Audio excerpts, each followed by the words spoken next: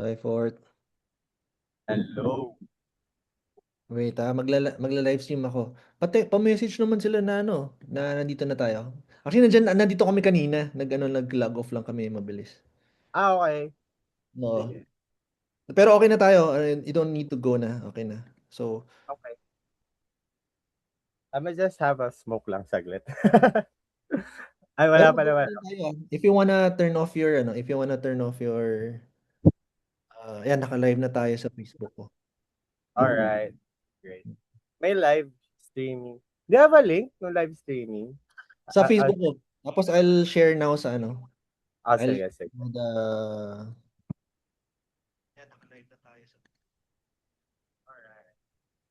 Sa Facebook mo? sa Facebook ko. Tapos I'll share now sa Red Dot. Para Alright. Alright. ito. So when you What? go to my Facebook, you'll see na this is a test broadcast. Yeah, yeah. Uh,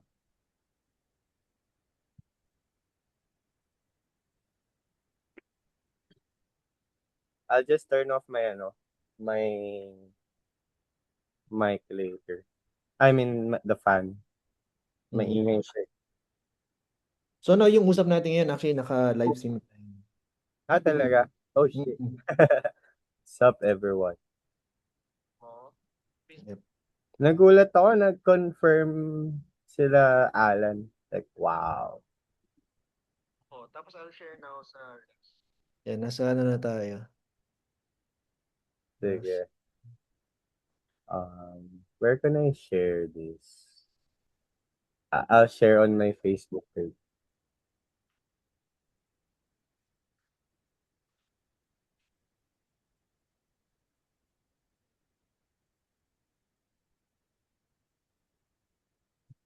Me check.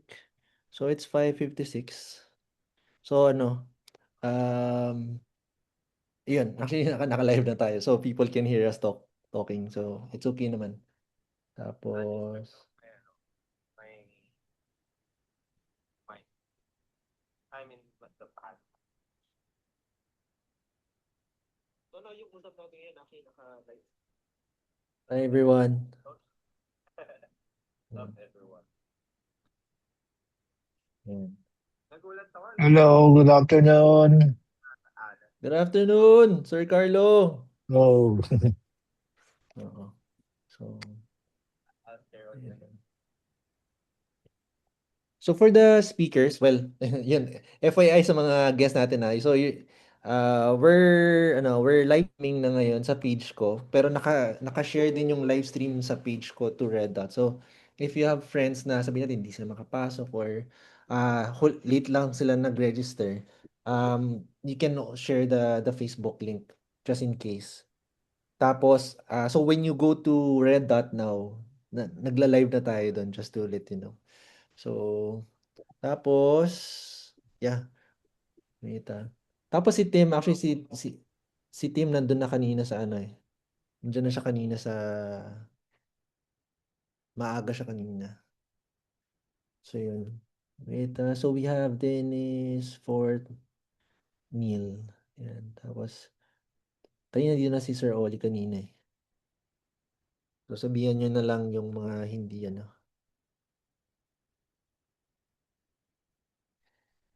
Yan, Charlene. Neil, I got the mandler. Yun Ang ganda. Ang ganda niya. Nice. Dude, so, as in, like, I hate KOBs, but the mandler made me love it. Solid. Do you see the mid-frame drop-off? Nakikita mo?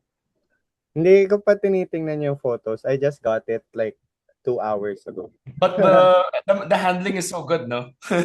Dude, yung handling niya sobrang cause I bought the brass version, the Uh-huh. premium version. So I think it's pretty different sa aluminum. I Yeah. mean, I wouldn't know, but I had the real KOV, the aluminum ones, and I mean, it's okay. Para siyang it feels like may 35 Summicron ASPH na silver anodized.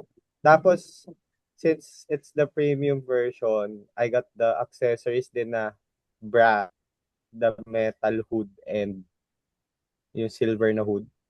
Ganda. Nice. Guys, Wala lang. let you know. Guys, just to let you know, so the president of Laika Society International is with us. Sorry Oh, to wow. put you on the spot, Will. Are you How are there? you? Good Hi. morning. Hello. Sorry. Morning from Dublin. Hi. Hello. From Dublin. Wow. Yes, in I Morning. Ireland. remember, I recall. We were at the dinner. Indeed, indeed. Lovely to see you all. Do you have Lovely to see is you again. Alan Schaller coming on today? Yes, actually, well, Tim was here already a while ago, so I just remind him that here. So Tim Yeah, is here. yeah, yeah. No, he did a little Zoom for us some months ago. We are developing our own competition module, and we'll be launching it in the next few weeks. I'll be able to send you a link because the monochrome and color parts of the module will be available to anyone, irrespective of whether you're a member of the LSI or not. Oh, great. The That's initial one, great. That's yeah, great. yeah. It has a number of features, but it will have more features, of course, if you become a member, because you'll be able to get analytics out of it about what cameras and what lenses you use. It's a very nice feature. Amit Chatterjee, who was on with you a few months ago, he has been very much involved with the development of that.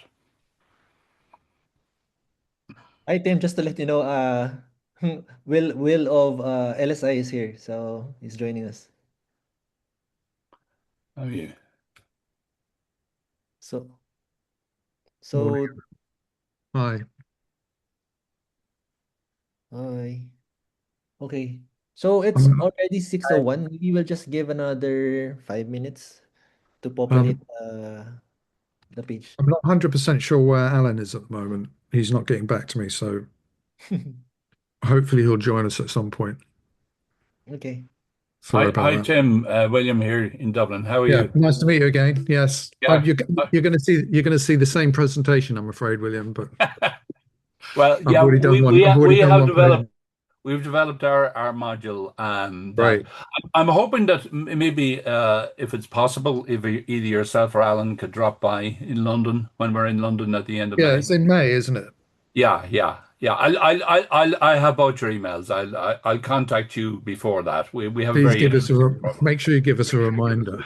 yeah, and we're actually going to use the module we've developed for our basically the judging on our photo walks. We've two Sure. photo walks, an evening one and a daytime one as Nice. well in London.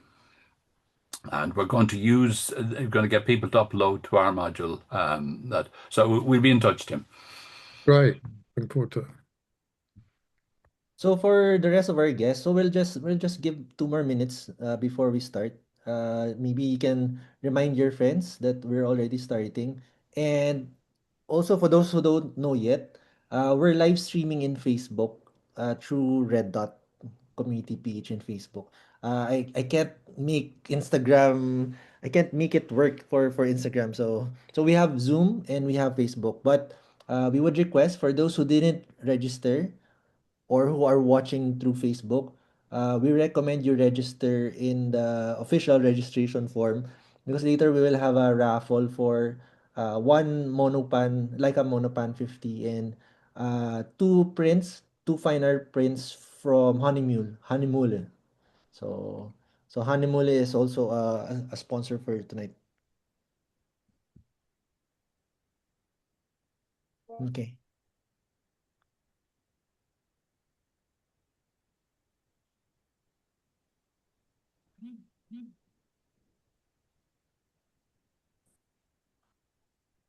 William is Chats joining us?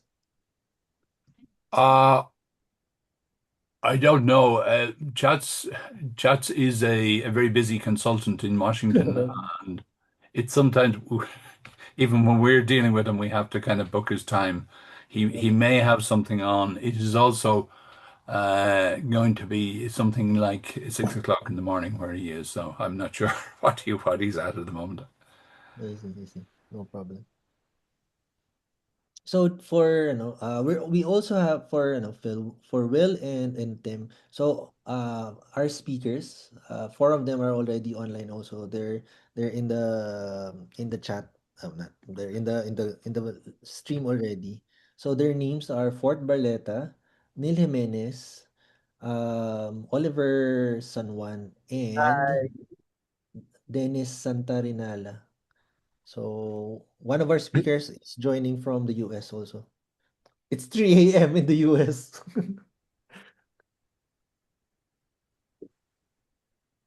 So where's Dennis? Dennis is joining us from the US. It's 3 a.m. there.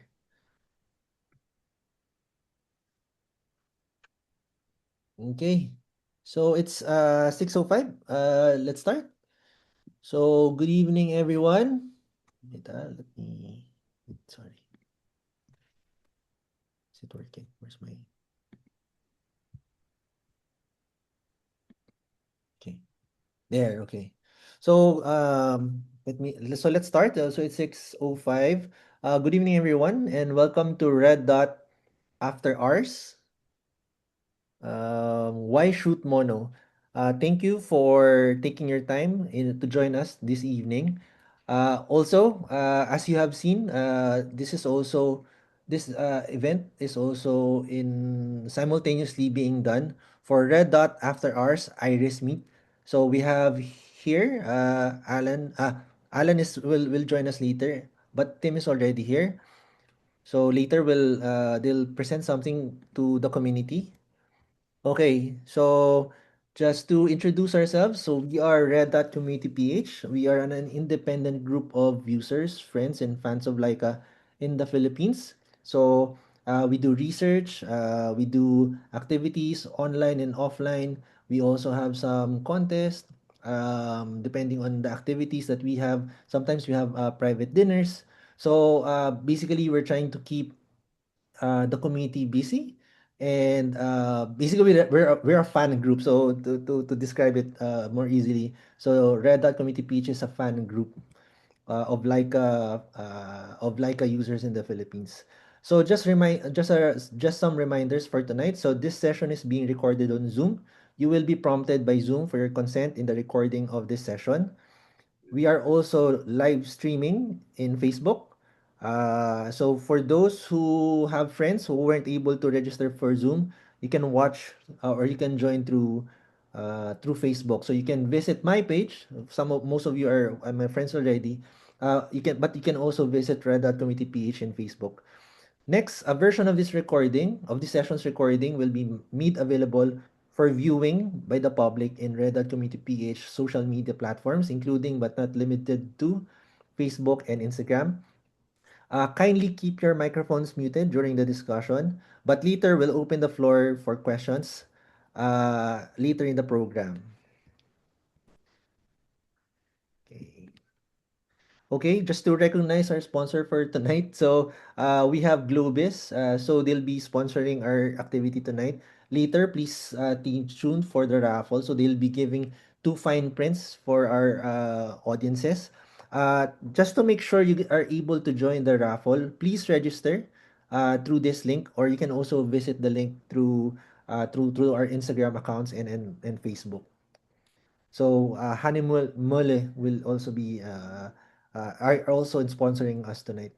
Okay, so from just to introduce our activity for tonight, from its dedicated mono cameras such as the M11 mono and the Q3 monochrome, the photos and Lux app and Monopan 50 film, Leica remains one of the most visible photographic institutions that support a culture of seeing through the absence of color. As a matter of fact, Leica is the first brand to make a dedicated full-frame monochrome camera in 2012 with the Leica M monochrome based on the M9 platform. Tonight's session brings together photographers who work with black and white both as a visual and aesthetic choice and as a way of directing attention to the form, texture, and structure of the subjects our guests focus on. By setting by setting color aside, certain questions emerge. What remains? What becomes more visible? what do we begin to notice differently without color? For the more technical members of our audience, we are also acutely aware that monochrome doesn't necessarily mean no color, but more specifically refers to one color. So it's monochrome, monochroma. But for the purpose of this discussion, we will use monochrome and black and white photography interchangeably. Before we proceed, we would also like to acknowledge our special guests. We have Mr. William Fagan, President of Leica Society International. Will, do you wanna say a little? You wanna say hi to the group? Hello, everybody. Delighted to be on here. We are an international society in 75 countries. We were 74 up to a week ago, but somebody joined from a new country the other day, and we very much support the idea of monochrome. A lot of us use Tri-X, the old black and white film. In addition to that, a lot of our members have monochrome cameras, and we recently had Stefan Daniel on doing an event for us from Wetzlar about the monochrome cameras. So it is an aesthetic that we very much support. Okay, thank you, Will. Thank you for joining us today. It's what time is it in the UK? Six a.m. So from Ireland. So No, Ireland, it's 10 minutes past 10 in the morning. oh, okay. Yeah, I'm the same time. I presume Tim is in Britain, so we're on the same. We're about to go to BST, British Summertime, on Sunday night, Saturday night, Sunday morning. Okay, so it's glad to have you, Will. To proceed, for the guest that a lot of you have been waiting for, so we have Alan Shell. Is Alan here already? But on behalf of Alan, so we have Tim Paton. Uh, do you want? So I Yeah, introduced hi. Yeah, nice to Paton, meet Global you. Partnerships Manager for Irys Photos. Yeah, nice to meet you all. I've worked with Alan now for about 5 years. I'm his photo agent, so I deal with a lot of his commercial assignments as well. And we've developed Irys over the last 2 or 3 years, and I'll be able to give you a demonstration on it. Now, I'm not sure if Alan's actually going to be able to join us. He thought the meeting was this evening. He got the times mixed around, but I'm trying to reach him now, so hopefully he'll be able to join us at some point. I apologize for that.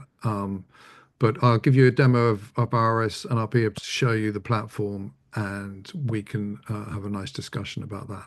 Thank you. Tim, actually, you can start if you want to start the presentation. You can share Sure. your screen already. Can I share my screen? Yeah. Yeah. Can everyone see that? Oh wait. I stopped sharing. So let me. I'm not seeing your. Hang on. Is it so people can see it already? Okay, good. I can see it Hang on. already. Hang on. Let's see. Let's see here. Yeah. Can you see that? Yes. So this is the app. This is actually screening my phone at the moment. Has everyone got that? Yep. Good. Okay. So this is what it looks like when you sign up the app and you start following people. A couple of things to notice on this is that there's no advertising. So you just get a clean feed. It's high res uploads. So when you are looking at the pictures, Instagram uploads at 250 kilobytes. We upload at 30 megabytes. So the pictures are you can zoom into the pictures and the quality is incredible. And if you're shooting on a Leica, it means that the quality of the Leica comes through because of the lenses, or if you're shooting on any decent camera, the quality comes through. We have these little custom emojis where we can spread some love to the photographers. So we've got things like beautiful light, amazing. I'm not sure if this picture has. Yeah, so you can also see EXIF data on most of the pictures, which is useful because then you can see which camera is shot on, what model, what lenses and things like that. So I'll take you here. This is where we have our suggested users. We already have a few brands on here, as you can see. For example, Leica have their own profile here. where they're uploading pictures on a regular basis. If you look at what's also really interesting with this is that there's no visible follower account. So you can't see how many followers anyone has. So this is, I'll just give you a little bit of history. The reason Alan set this up was because he's realized that for photography on Instagram, it's quite hard now because you just have to post reels to kind of get anywhere. So this is why he's wanted to set up a platform just for pure photography. And also he wanted to take the stress out of it, sort of, you're not going to be judged on the number of followers you have because no one can see the number of followers you have. So you're judged on the number of, or you're judged on your photography. So this gentleman here is the creative director of Bulgari. He's created a profile here. You can see who he follows. You have three things with your gallery. This is where you post into. You have a thing called collections where you can group images together. So you can, if you've got a project running, you can put them all into one area where people can see. So for example, he's got his Tokyo shots, and you can also join and start groups. The groups are quite interesting in that this is a really good way of community. So for example, he's got a Sony group here. He's got other groups that he's joined. Looking back at, I'll take you back to the Leica group. So Leica have been quite clever. They created these groups for each camera, which means you can, so if you shoot on a Leica Q, you can join this group and you can contribute pictures to this group. And I know that Leica are using this as a resource to discover new photographers and new work. So they've got the SL and the M here. So we also have a highlights page where we curate the best pictures of the day. These are changed every couple of days. You can see here, these are the sort of best shots that we've thought. We have 30,000 photographers on here at the moment from all over the world. It's free to join. There is a premium tier where you get to post more. But you can post 100 pictures for free. So it's on Android and iOS, so you can download it. So yeah, so these are the highlights, and then these are just the general pictures that have been posted. The whole kind of point of it is it's just a sort of quiet, nice place to look at pictures. And there's no pressure. You don't have to post every day. We also have what we call our spotlight groups, which is where we run our competitions. We've just completed one with DxO, and we've just launched this one with Oberwerth. I don't know if you know Oberwerth. They manufacture really nice camera bags, German company. And so the competition is called Art in Motion, and it's going to be judged by a photographer called Philip Reinhard. If you're a premium member, you can enter pictures into this competition. It goes to the 4th of April. And so it's super easy so if you wanted to enter a picture, you can literally do that, and then you can enter any of the pictures you've uploaded into Irys. So it's a really intuitive, simple app. If you want to, so my feed, I'm not a photographer, but there's lots of pictures of my dog and things like that. But I produce a lot of photo shoots, so I do have some content. If you want to upload a picture onto your feed, you just do this. You can upload from a file from your computer, or you can upload from your photo library.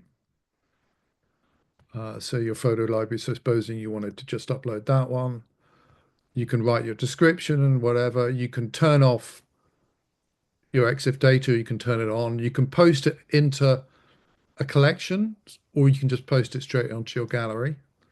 And you just do that, and hopefully it works. Yeah. So there you go. That's posted on my feed now, as you can see. So you can share the picture. So if I wanted to share it with Alan on WhatsApp or share it to someone else, you can share the picture. So yeah, it's as I say, we're building a very nice community. The whole point of it is that we're trying to organize other events, real life events, photo walks, so that people meet. We did a competition with Leica recently, which was here. And this guy here is Polish photography. He won a Q3 monochrome. It's a black and white competition. So we have 6 Leica competitions to do this year. And and you don't get that on Instagram, do you? So anyway, so that's the kind of the theory behind it. That's how it all works. Red Dot has got a, oh, sorry, that's someone calling me. So that's where that dies. As soon as someone calls me, my phone dies.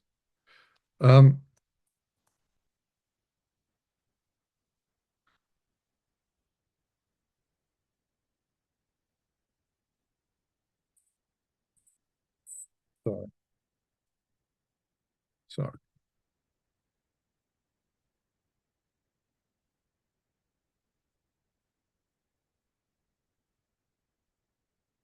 You still got that? We're still here. Good. Sorry about that.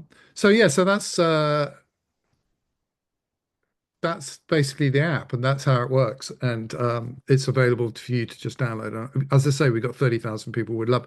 Red Dot has got a page on there, which we've already started. So there's a good community building around that already. So yeah. if anyone has any questions, please do ask questions about it.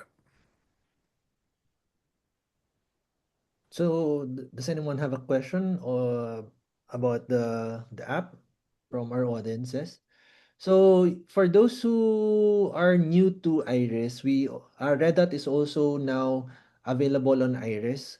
Red Dot Mono specifically has a page uh, in Irys. So Yeah. we're exploring a dedicated monochrome page in Irys. Yeah. So So, Red Dot Mono. Is it one word? Have you done it as one word? Or?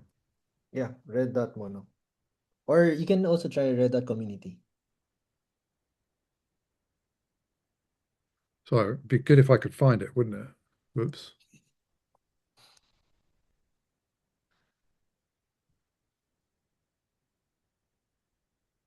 Oh, there you go. There you are. So yes, you've already started a page. You could start a group as well if you wanted, so that everyone could join the group. So if you wanted to start a Red Dot community group, you can do that. So yeah, there's still a lot you can do with that, but yeah, it's looking nice. So for those who gets featured in Red Dot Mono Instagram, so you're now also being featured in Red Dot Mono Iris. So and eventually, once we populate the page, then we can run some dedicated programs already in the platform. So we thank Tim for giving us a premium account. So what's gonna happen Yeah, is that so we can, as soon as we get a bit more content on it, we will feature it in this suggested users page, which is the page that people see when as soon as they join. So it means that you'll pick up a lot more followers from that. And we change that as well. You know, we put different photographers on there each day, and it's nice. It's a nice place for photographers to be discovered. Tim, how's the reception of the app in Asia? Well, it's it is an international app. It's available on all the app stores around the world. So it's available, but purely because Alan's sort of based in London, we've been focusing on events and things in Europe and London. But this is one of the reasons why I was very keen to reach out to you guys, is that we do need to have more people in Asia using it. But it's one of those things that it's just kind of growing. We haven't really done a lot of paid advertising yet. That's our next our next phase is to kind of lead into doing some paid advertising. We've been relying very much on Alan's following and Alan's reach, and sort of making sure that the app is working well. But we're very pleased with the fact that we've reached 30,000 people using the app. I mean, we only launched in October, so we haven't been going that long. And we'd like by the end of the year to sort of double that if we can. Some of the members or followers of Red Hat Community PH are also in Irys. So Fantastic. yeah. So a lot of us, a lot of people were actually very excited when you ran. I think at the start you only had by invite only. Yeah, we did the invite only just because because it was a very new app and the technology we weren't too sure about, and we didn't want sort of 15,000 people trying to join it on the same day. So we had to sort of let 100 people in a day for a period of time, and it was we had to sort of manage a wait list, which is kind of weird with the app, but we were really worried that a load of people would join it or just crash. And the problem with these things is if you have a piece of kit like that and it crashes on the first day, people leave it and never really come back. So we had to let people on slowly. But if you let me know the names of the people who are in your community who are on the app already, we can get some of them featured in here so that they will have more engagement. I think Neil, right? So you're also in the Iris. So Yeah. yeah. Yeah, but we're very keen to break into Asia, so we'd love to talk about more collaborations. Okay. So great. So do we have questions from the audience, either in Facebook or in Zoom? If you have any questions on a specific feature of the app, or maybe some suggestions, this is the perfect time to talk. Raphael. Yes. Yeah, hi guys. So, I think I've the only experience that I have with Iris is when you guys are sending out invitations, but I haven't really gotten to the point that I installed it when I was accepted. So, but Okay. from that moment on, I think I see that the app is actually gaining traction. So that is very good. And Thank I you. think right now from what I'm seeing is that it's very committed to a very chronological and algorithm free experience, right? So, Yeah. which I think it's a huge relief for creators who are most of us are really tired of playing the game of the algorithm, right? So, however, my question is for those new or emerging photographers, because mostly for those guys, discoverability is often a major concern. So Yeah. that is the one of the major problems of Instagram nowadays, right? So you have Yes. to Well, either work the algorithm or just do what they call meta nowadays. so So how yeah, does it? so Yeah. how does that work with us? So there's a Yes. few, Yeah. yeah, so there's a few things that you can do. So when you join the app, what I suggest you to click that button there, and then you'll see all these suggested users. If you click on there and there, so it's that button, the little magnifying glass and users there, and if you follow all these suggested users, that means immediately your feed is going to be full of great photography because these are all people that we suggest and they're great photographers and great brands and stuff. So you will have immediately a really good feed. And then it's a question of really sort of interacting with people. You can leave comments. Normally what happens is if I leave a comment on someone's thing, they'll follow me or I'll follow them or things like that. The other thing that you can do is so for example, I used to be back in the day, I used to be a music photographer. So I set up this little group here called Music Photography. Um, there's 132 members and there's 456 images. You can start a group. So supposing you live in a part of Asia and you want to do the Manila street photography group or whatever it is, you can start a group. Other people will join the group. You can invite people to join the group. You can also leave notifications within this group. So you can go, let's all meet up at 10 o'clock on Saturday and do a little photo walk or whatever. So that's a really powerful way of engagement. We're just about to launch next month where you can actually vote within this group as well. So you can actually vote the best pictures within the group. So it works. The groups things are very kind of a powerful engagement thing, but it's like anything, you have to start engaging with people on the app. The other way, really good way of getting noticed is to enter the competitions, because not only do the brands see your pictures then, but we normally have guest judges. For the Leica one, we had two Nina Papovic and French Fred, two Leica photographers judging it. We had 7,500 images to judge, so it's quite a big job. And so again, if you're a new photographer, your work will be seen if you've entered the competitions. So it's a bit more kind of in real life than kind of an algorithmic. I mean, the algorithm does work here in that you are only shown sort of pictures that there is a certain amount of the style of pictures you've engaged with, because we have 200,000 pictures uploaded on this now, so there's a lot of images. But I do a lot of sort of scrolling like this, find something I like, and then I go and look at the photographer. Maybe I like the look of that, so I'll follow him. And then I can see who he follows. So you can just work your way around it. Hopefully that's answer the question. Well, yeah, I got it. Give it a go. Yeah. Yeah, I will. Thank you. Thanks. How about the rest? Do you have anyone else who has a question for Tim? Nope, nope. Checking Facebook. So we don't have any questions in Facebook. No problem. I, yeah. So I apologize, but it looks like Alan's a no-show, but I'll make sure he comes to the next one. Very sorry about that. I'm going to try and see if he's around again. Let me just stop sharing. So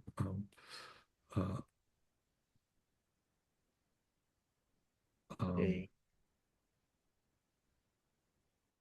okay, I'm just going to try and give him a call. I'll leave you guys to chat.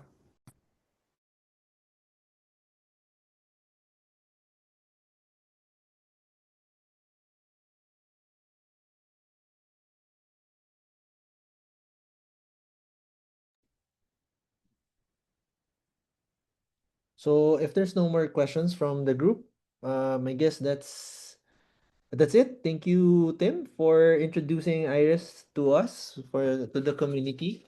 And later, I do not know if you're going to stay, but in case we're still here, I mean, Yeah, you I'll stay. Actually, there was just one more thing I wanted to quickly mention, if that's all right. of course. If we've got Of course. time. We've launched a couple of I'll share my screen again. We've just launched this. So we're doing online talks. Yeah. I thought you might be interested in. Yeah. So we have on the 12th of April, we have a photographer called David Loftus. He's a food photographer. He's shot lots of lifestyle and food for all the biggest chefs around the world. On the 25th of April, we have Alan Schaller doing a talk.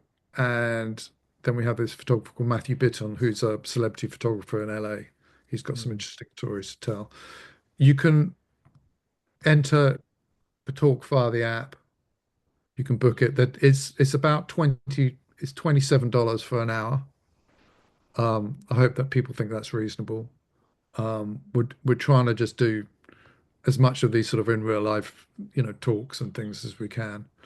But anyway, I just thought I'd share that with you, a little blatant plug, because I wondered if maybe some of you would like to join us. Great. That's okay. Raf, you have a question? Sorry, it's me again.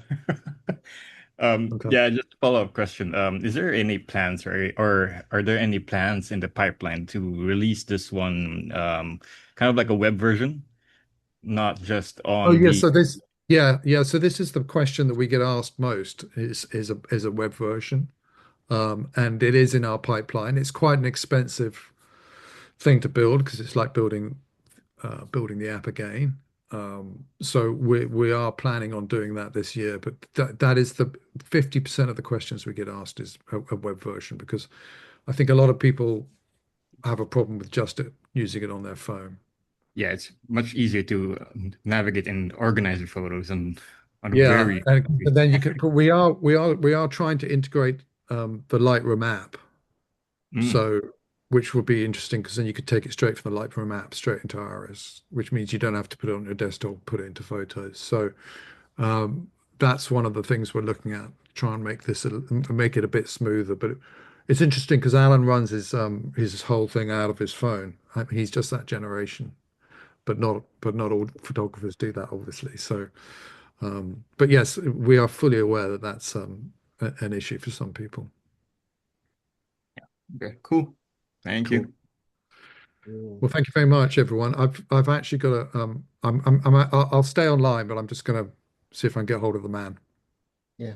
Tim, so for example, since we have a premium account, so Red Sure. Dot technically, is it possible for Red Dot to enter the competitions on behalf of the community? Would that be Um, I don't. I think it's really designed for more individual photographers to enter competitions. I mean, technically you could enter someone's picture if you wanted to, but it would mean that they would win the person who shot the picture would win the prize, not the community. but that's okay.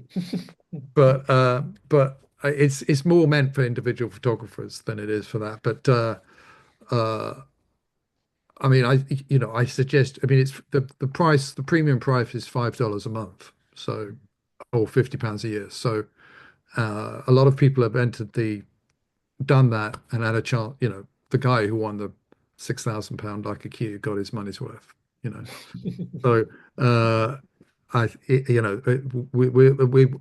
every month we have two or three competitions where we're giving. I mean, DxO they're giving away the full suite every month, which is £1,000 worth of software. So it is worth it. It is worth it. And also you can do unlimited things on the app. So Okay. It's great. Thank you, Tim, for the introduction of Iris, and also thank you for joining. I mean, it's 10, 11 a.m. in the it's in the fine, it's fine. yeah. It's good. I'm going to stay on, but I'll just put my audio off. Good stuff. Okay.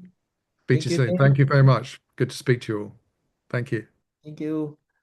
So that's Tim Paton from Iris, or the Global Partnerships Manager for Iris Photo. So that's just the first half of our that's just the first half of our activity for tonight. So as I mentioned, aside from Iris, Alan, and Tim, we now go to the next part of our program for tonight. So we're done with the question and answer. So now I introduce you to the next section of our event. So I think they're here already, all of them. So I would just like to introduce our panel for tonight's discussion. We have Oliver San Juan. So Daddy O is here already. He's there. Daddy O. Then we have Fort Barleta. Are you there, Fort? Just say hi siguro. Oh, ayun, Sir Oliver. Ayan, si Daddy O. Tapos Fort Barleta. Then we have Hello, hello. Ayan. Is that Fort? Yeah, I think that's Fort. And then we have Dennis Yep. Santarinala joining us in the US. It's just 4 a.m. in the morning. Or sorry, 3:39 a.m. in the morning. Hi Dennis. The Den Show. Hey, how are you guys? Oh, puyat sorry. Um No, you're good. Actually another panelist that's joining us from the US. Bianca is here already. Hi Bianca, sorry. Hi, yes, it's okay. It's 6 a.m. here, so the sun just came up. Okay. So Dennis, you're in San Francisco, right? Yeah, I'm in the Bay Area. Yes. And then Bianca, where you at? I'm Where you? currently in New York. Yeah. New York. Okay. And then next we have Neil Jimenez. Maybe some of you have already know him. He just gave a talk at like a Star PH last month. Was that last month, Neil? I think it was on the last few days of January, I think. So Last that few days was of quite some January. time ago now. Yeah, so Neil gave a talk at like a Store Philippines. He also gave a dedicated mono talk, right? M11 mono. Yeah, Was yes. that I spoke about my experience with the M11 monochrome for the past. At that time, it was 30 months, but now I'm at my 33rd month, with 32nd month with it. okay? So it's good that we have a good selection of speakers. So I think one of our, I think two or three shoots film as well. So we can cover that topic later, no? Uh, so before we proceed with the questions, um, just to remind those who just joined us just now, who just joined us just now. So tonight's event is sponsored by Honeymule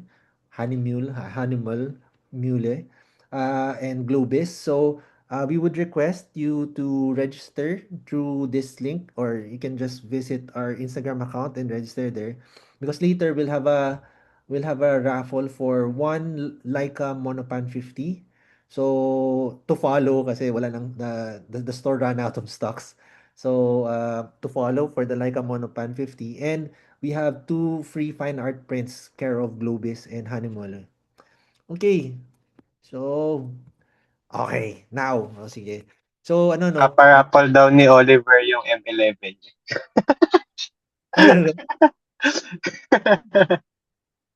Whoa! Whoa! Okay. Ayan, is there any way to migrate an Instagram? Okay, may question pala si ano. Oh, is there any way to migrate Instagram account to Iris? Sorry, is Tim still here? So there's a question, Yeah, sorry. I'm here. Yeah, I'm here. There's a question, is there any way to migrate an Instagram account to Iris? Not really, no. Unfortunately, you have to start again with Irys, which isn't a bad thing. I think it's quite nice to start again because a lot of people are using Irys as a very different kind of thing.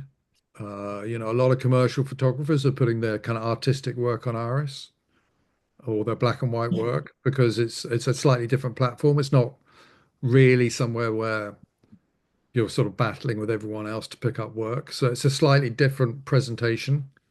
When you go on the app, you'll see it's more of a less sort of commercial photography space, more artistic. So I think it's quite good to approach it in a new way, and not just dump all your Instagram stuff straight onto Iris. That's my view. I might be wrong. Anyway, thank you. So now you already have one not convert, but you now have one new account in Iris. So that's Fantastic. Thank you. Thank you. okay. Okay, so going back to our question. Well, it's not a question. Basically, this is I just wanna start a discussion. So anyone from our panel, any comments for this statement? Black and white photography is easy. Do you agree or disagree? So maybe we can start with Dennis. You want me to start on this one? Oo, maraming masasabi to. No, because black and white is, I think for me, is not easy. Why? Because it would have been the first option for a lot of people if it was that easy, right? And going back, so my name is Dennis Santarinala, by the way. I'm based in the Bay Area. I shoot a lot of black and white film, and then digital. I started assisting actually with David Leslie Anthony on the early Von Dutch black and white photos, and also with some Paul Mitchell hairstyling products. So anyway, going back to the question, I don't think it's easy at all. Knowing that color is like one of the main elements of design, so removing that kind of, I don't know. For some people, it might be easy, but like for the majority, I don't think so. Why? Because like it forces the image to go without the crutch. I think the color has always been a crutch. But then when you get used to it, then it becomes easier. So I think it takes you really have to take it seriously. You have to shoot it for like a while, and then once you get that hurdle, once you get that hump, and then it's like a slow steady, but from there, that's like my take on it.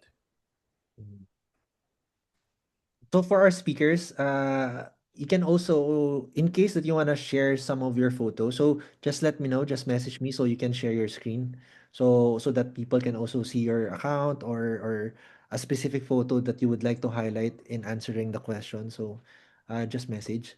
So now maybe we go to Fort, ikaw na. Yeah.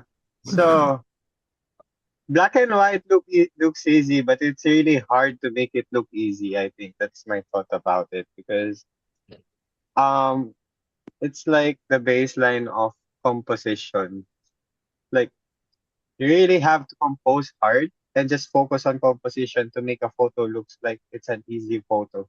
But sometimes you really have like it really takes your patience when shooting black and white.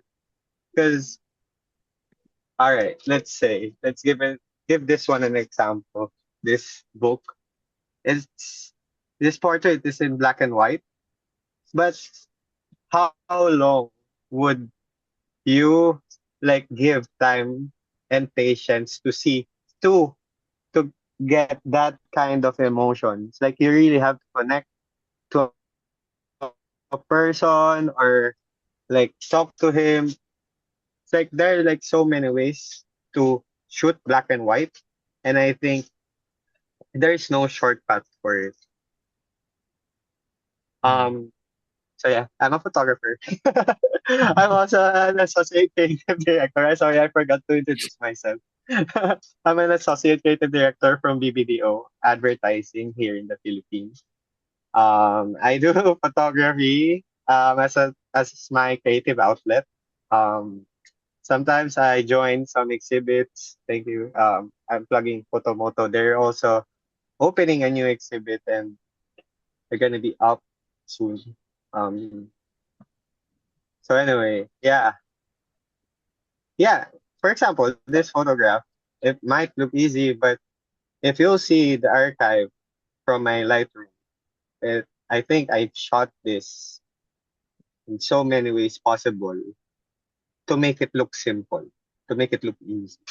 But ha- there's time, there's like time spent waiting for these specific legs to cross the same way they do right now. And so yeah, you really have to study it. You really have to study the environment, composition, how would you approach it, how would you look at it, how would you want to tell the story to your audience. I mean, you really don't have to take boxes like those boxes in the list, but I mean, I think once you keep on doing it, you get to tick those boxes on your own without thinking of it. Yeah, it's like it's like a- it's already part of your work uh work process. It keeps on developing, and it also develops your style. Okay. Next we have Neil. You wanna go? Sure. Well, from my point of view, well, from what I've learned about shooting black and white for this amount of time, the things that I realized is a lot of us right now we started shooting more with our smartphones, and we got so used to having color all the time. But before, years ago, when people were shooting films, there was a time where people only shot black and white. They started with that format. So now, the biggest struggle, I think, the struggle that I think that coincides with with your question of is black and white easy is, it's actually when you're shooting color, you actually, for me anyway, I think that there's a fundamental shift in how you approach the scene when you're shooting black and white, because for black and white, what I look for more is I look more at luminance. And when I take my photos, I look at luminance more than I look at the colors. So there's already, then I also look at shapes and geometry. So there are things that the things that I look for are not the ones that I look for when I'm shooting color. So that the paradigm shift of taking that photo was I think one of the biggest struggles that I think that is one of the humps that Dennis was saying earlier. Once you've shot black and white for long enough and get over that hump. For me, the hump was the paradigm shift of focusing more on other things than what I would focus on when I'm shooting in color. So, is it easy? I can't say, but what I can say is that it will take time, because you have to find out the difference between shooting color and shooting black and white, while also taking advantage of the strengths of the medium of color and then the medium of black and white itself. And that's part of I think that was part of my journey, and uh, I think that's what it took a lot of time. Basically, you really have to put the time, and you had to get constant feedback, and you had to dedicate yourself to get it. So it depends on the person, but for me, it wasn't as easy as some of the photos that I've seen communicate. Thank you. So, well, I think Alan just joined. So, I think Alan joined.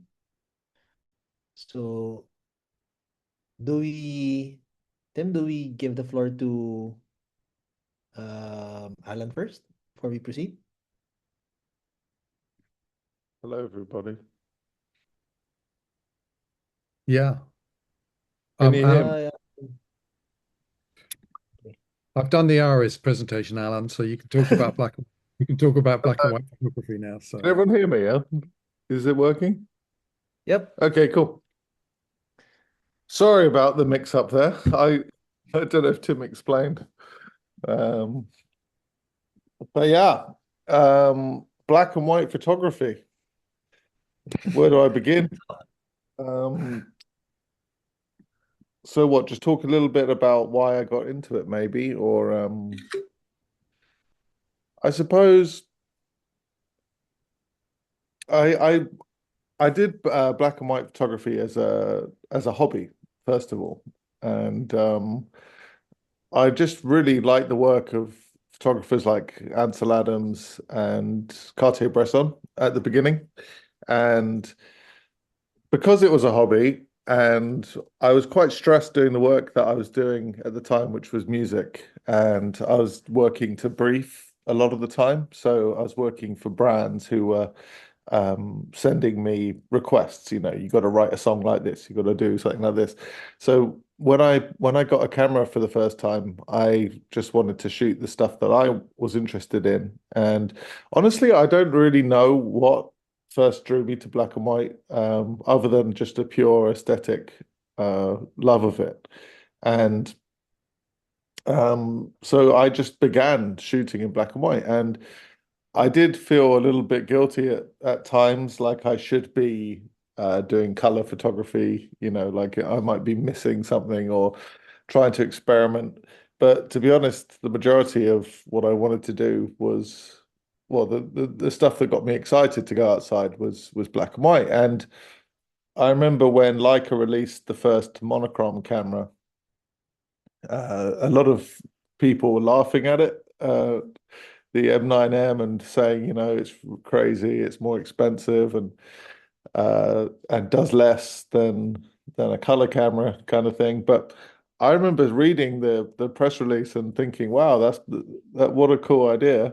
And I remember after I got the M9 monochrome, I just got really hooked. And I think having the right tool and the passion for what I was doing, it was a fun time. And yeah, those cameras had a different look as well, different signature, and I was just fascinated by how the Leica lenses worked with the sensor on that particular camera, and I felt like it really helped me develop into the style that I wanted to do. I've always enjoyed um, digital over analog actually, and I started photography as a digital photographer. So, you know, before, well, yeah, the first camera I bought was digital, not analog. So, a lot of photographers who I've met who are great photographers started on analog and went digital. I didn't really have that experience, and I don't know. I still love the what the here's my current one, the M11M. This camera, I don't know. I find them extremely inspiring. The whole way they the thing about the monochrome that people say yes, it's got better sharpness or it's got better low light capability or it's got better, this or that. For me, the thing about why it's so special to work with is that they when you can't when you know that your camera can't see color, it stops you from being triggered by color on the street. And I don't know about anyone here, but when I shoot on a color capable camera, I find it kind of messes with my head a little bit, and I feel like I should be looking out for it at least because it's an option that's available. So I think that is what I tell people is the number one best thing about it. Because like with an analog camera, you could, even if you shoot black and white film, you always have the option to shoot a roll of color film if you want one day.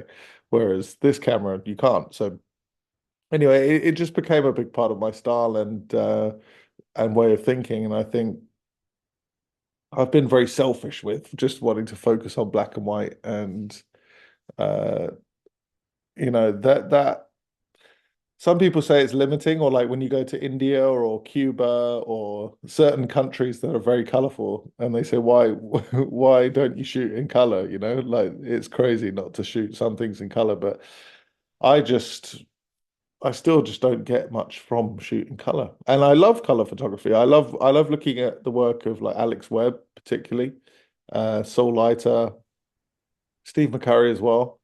Their work is all amazing to look at, but it just doesn't excite me to do it. And honestly, I still don't fully understand why black and white photography appealed to me so much. I don't fully understand, but it doesn't matter. It's just a fact. And I think it's seeing the texture, shape, form of things. It just seems to be something I'm more interested in.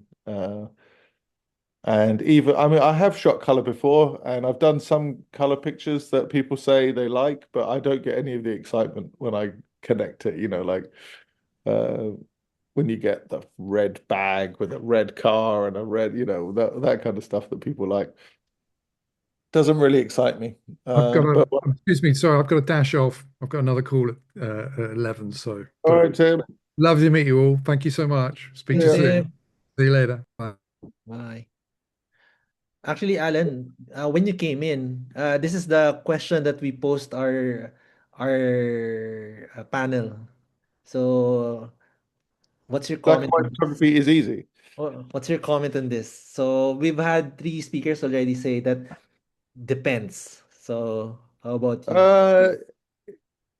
Look, black and white photography,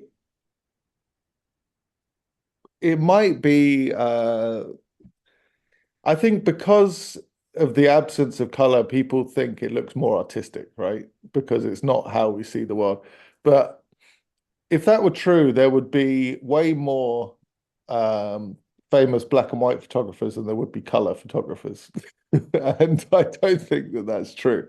I think it's very, very hard to master black and white photography. It's very, very hard to master color photography. And it's they have their challenges and I don't see when I look online, I don't see loads of people doing black and white. I think, you know, I see an equal amount of good color and black and white photographers, and I think a lot of the people who say black and white is photography is easy, they're not doing it right, in my opinion, anyway. So you know, if they really knew what they were talking about, then they wouldn't say it's easy. I think, or at least photography is easy. Maybe forget the black and white. I think a great photographer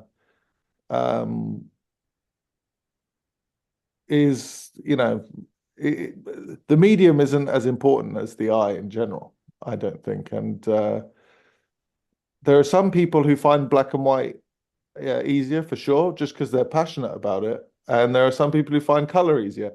I think the photography style that you will find easiest is the one that you are the most interested in, because it's like the saying, if you do a job you love, you don't work a day in your life. So for me, black and white photography is easier than color because I've practiced it so much. But I think if I spent 10 years doing color photography for the next 10 years, I think I'd be pretty good at it too. So I don't know. Black and white, I think, is deceptively challenging. It's just has different focal points that you have to get right. I think also the editing is something that people don't really seem to get as well in black and white. Black and white is a very specific. There are some tricks that I think people are missing when I look at their portfolio. Like, for example, if you look at my website or my Irys page or Instagram or whatever it is, you'll see that my pictures are quite color matched, like balanced in terms of exposure. And there are quite a few basic things like that people get wrong. Like their pictures, some of them are too dark, some of them are way brighter than the next picture. You know, there's no like consistency. If you look at Ansel Adams' portfolio, they're all very consistent. Like whether a shot was done in the snow or at night or in the day or in the rain, the images are presented the same. And I don't know if everyone understands what I'm talking about exactly, but it's a real thing that I see. It's like that's just like some basics, and yeah, I don't think anything is particularly easy if you want to do it at a really great level. It's still going to take a lot of effort, whatever it is. What about you, Bianca? So the question on the floor is this. So Bianca is also in the US right now. So two of our speakers are in the US. Hi, Bianca. Hi. Yeah, I think I agree with everybody in the room when they say that black and white photography in general has its own challenges. I mean, not to say that color photography is inherently easier, but I just think that they both, like what Alan said, they both have their own challenges that come with it. And with black and white photography specifically, I just feel like I was drawn to it because um just to give context, I'm a photographer based in Sydney, Australia. So in Australia, I find that a lot of photographers do lean on color photography, just because when you think of Australia, you automatically think of, you know, beaches and wildlife and nature, and so there's a lot of blues and greens that you can really use to kind of elevate your photography. But there is a risk though that um, photographers tend to rely on color sometimes heavily to kind of elevate their photography style. And I guess that's the risk of color photography, is that you you tend to use the color psychology to elevate your photos, like how blue the sky looks, or how green like the trees look, or how people like to mix and match colors when they're layering a photo. But I find that with black and white, obviously you strip all of that away and you're not relying on color psychology anymore to kind of carry your photo and make it like a sort of elevate or make it better than you would think, I guess. But yeah, I just find that the difficulty with black and white photography is you cannot rely on that color psychology anymore to appeal to audiences, especially mass audiences, and especially on social media, because social media really relies heavily on color. So it's because it's really eye-catching. So if you look at my photography, it's mostly focused on human expression and emotion, and just faces and gestures that people make. And I find that it's easier to kind of make audiences question and think about what they are actually seeing people do in the photo, or what emotions they have in the photo when it's black and white. Because yeah, like I said, you're just focusing on certain elements when you do black and white or monochrome. Whereas if I were to change these photos right now to color, it could be distracting. I'm not saying color is always distracting. Sometimes color says something different about a photo or adds a layer to it. But I just find that stripping away certain elements can help people think about the composition of an image more, or the emotions that the subjects have, or just maybe it could also lead the audience into thinking, oh, like why are they doing this particular gesture, or where is this located, or oh, when was this shot? I think because black and white can make an image sort of timeless in a way. Well, it depends on how it was framed, but I guess it could make you kind of question when this was taken, because sometimes it looks like it could have been taken 50 years ago, or sometimes it looks like it could have been taken like yesterday. And so I like that kind of ambiguity that black and white is able to give, and the way that it kind of strips those elements that photographers might over rely on sometimes when they do color, if that makes sense. Sir Oliver, that you? So, in your case, do you think in black and white? Is there such a thing as thinking in black and white when you do black and white photography? Well, for me, black and white photography is not just the renunciation of color. For me, black and white photography, what got into me into black and white photography is basically I want to study more about light. Light is the language of photography. It's never color. So I want to study quality of light, and how it affects my photographs. So because also when I do color photography, or where I couldn't get, sometimes the color blinds me. So if it blinds me, I'm sure even the viewer of my images also get blinded. They don't see the emotions or the story that comes into the image. So because sometimes the first comment that I would receive or feedback is, wow, nice colors. That's not my intention as a photographer to show the color. Especially here in Philippines, we have a very good quality of light. It makes colors more vibrant because of our tropical sunlight. So for me, also what got me into more deeper into black and white photography is, I got inspired by one of my images made it to the print of LFI. So that's where I just want to show to you guys, maybe just in the screen.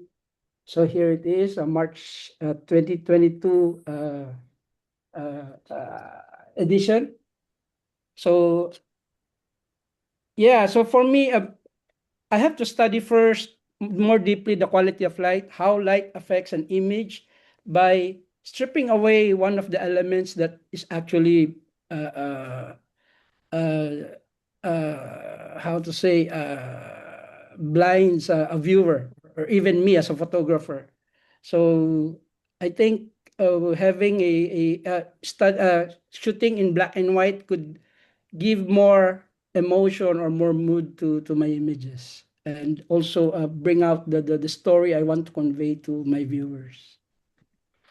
So that's a, I would just like to comment on that. No, that's a very interesting way of putting it, Sir Oliver. So when you say that, color blinds you, no? So that's an interesting turn of phrase. And I think that's the first time also that I heard that line, and that's very revealing, especially for those who shoot in monochrome. So maybe before I go to the question, so Alan, how about you? Do you look at things in black and white, or how do you do it? So do you see the black and white before you shoot it, or do you see it Yeah. afterwards? Yeah.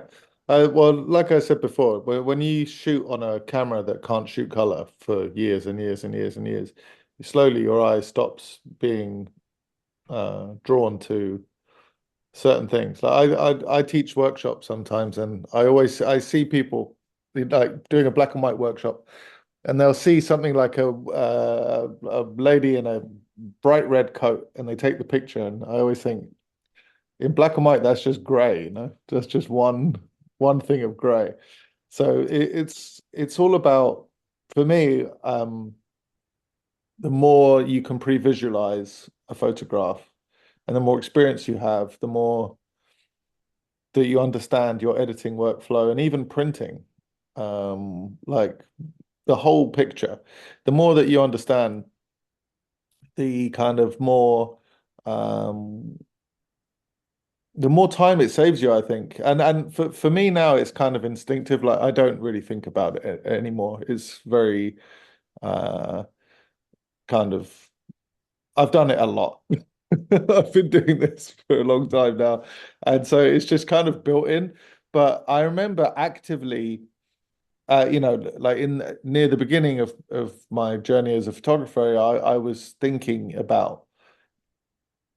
So I think someone said something about the subtleties of light. That's something that really interests me. It's like it's not just the hard light and the shadow. It's like the in between and how to create. Like I live in London, right? So we don't have tropical sun here. We don't have any sun most of the time. So you have to get quite creative with using light and using a small amount of light often. And it does help that London is a particularly photogenic city. And Bianca said about it's tempting when you're living in certain places in the world to shoot in color because the color is so abundant. I once had a job in the Maldives to photograph for a hotel, and I was struggling because everything's either green or blue.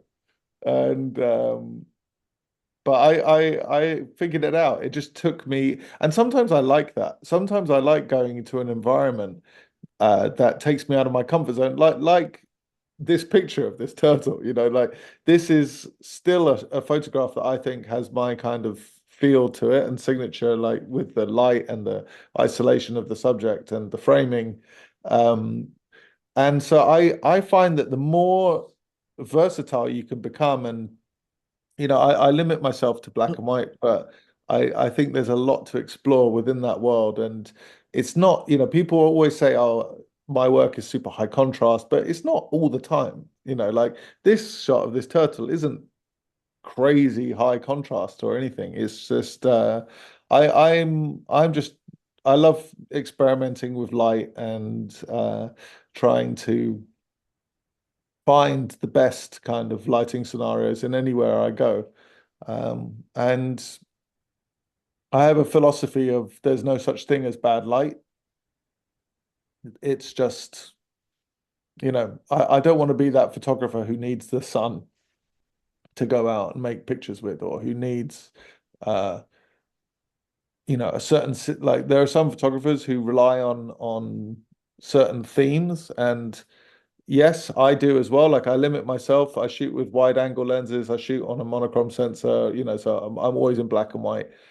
But I like to try and express myself in different ways within that. And I think it's important to focus on having your own aesthetic and your own way of working. And it's very tempting to get distracted and want to try different styles or try this or try that.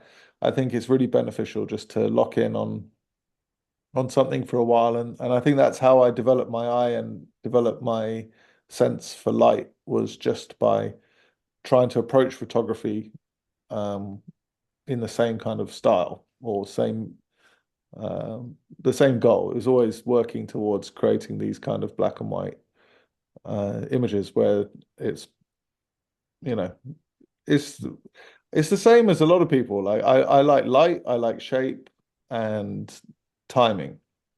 And I think the better that you are, the big secret is mastering your tools.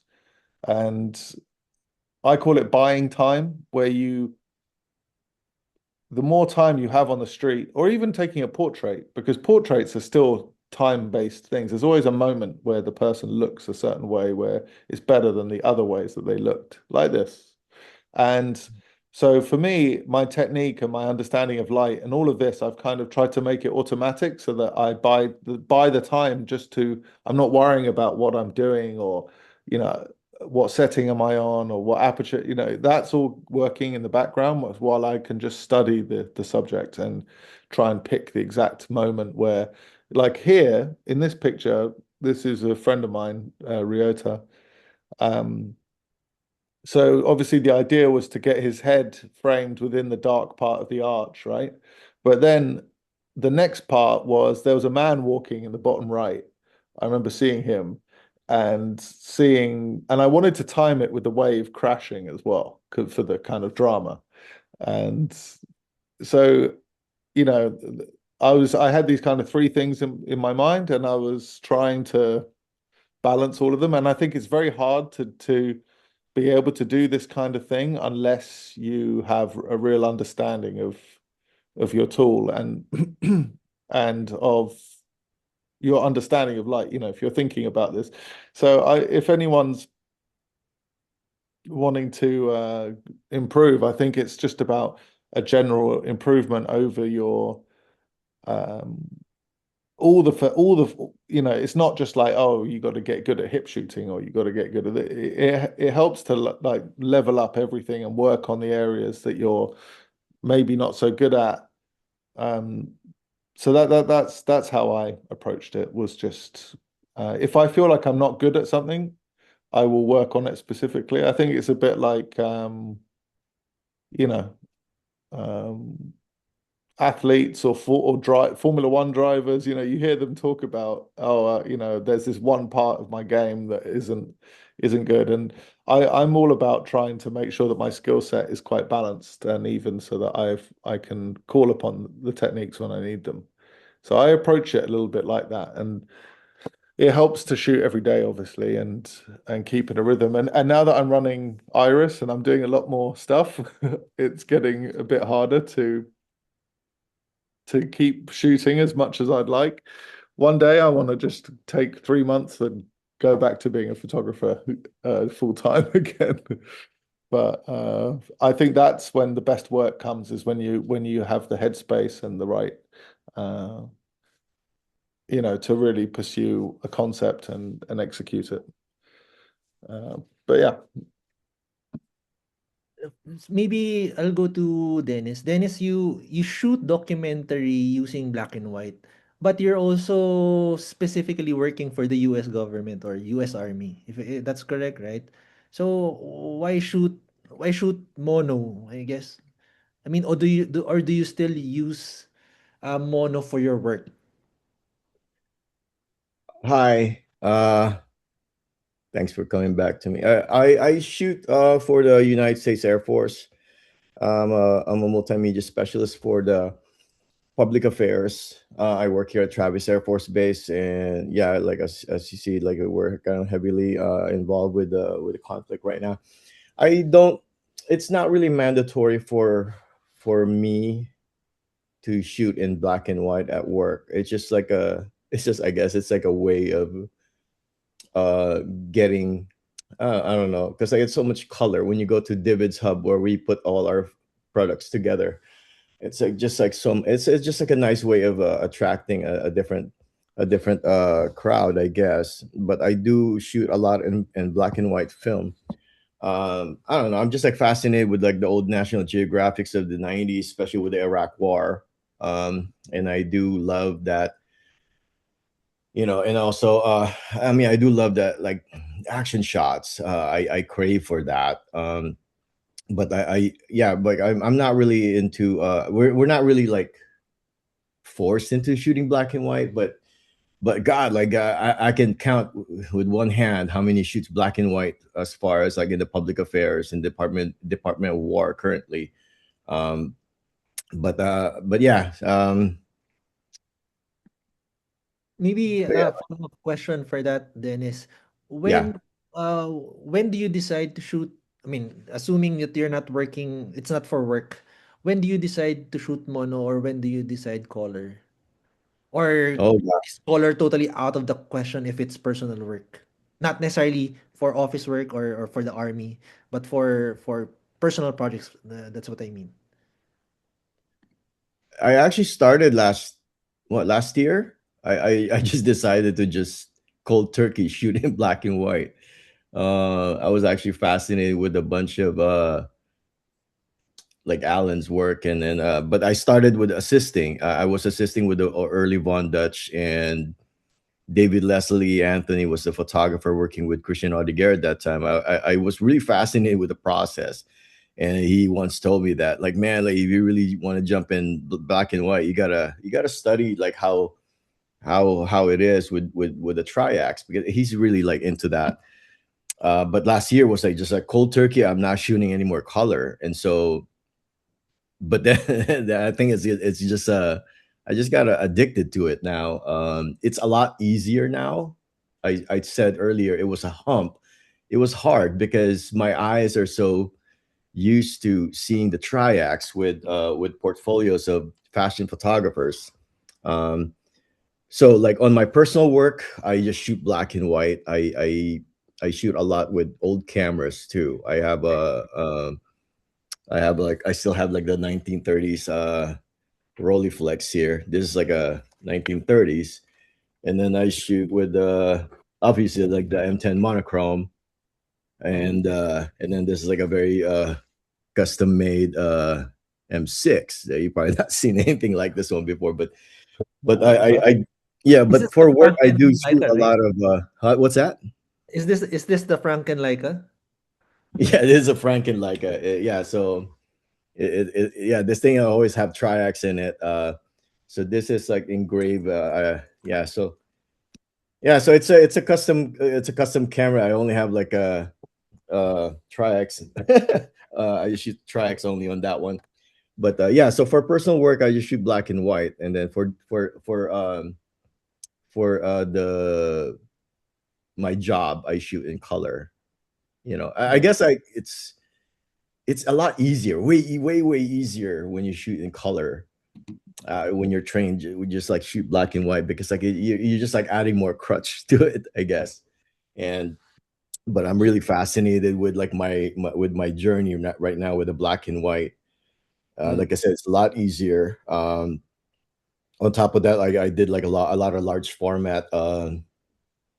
That's actually when I started black and white. It's like, a lot of the bigger formats, like 8x10, and then it's funny. I started with the large, and then I'm in the small. It's the opposite, So, but yeah. So that's like what I do now. Okay, so I think Neil, you wanted to share something. I'll show the image that you're sharing. Okay.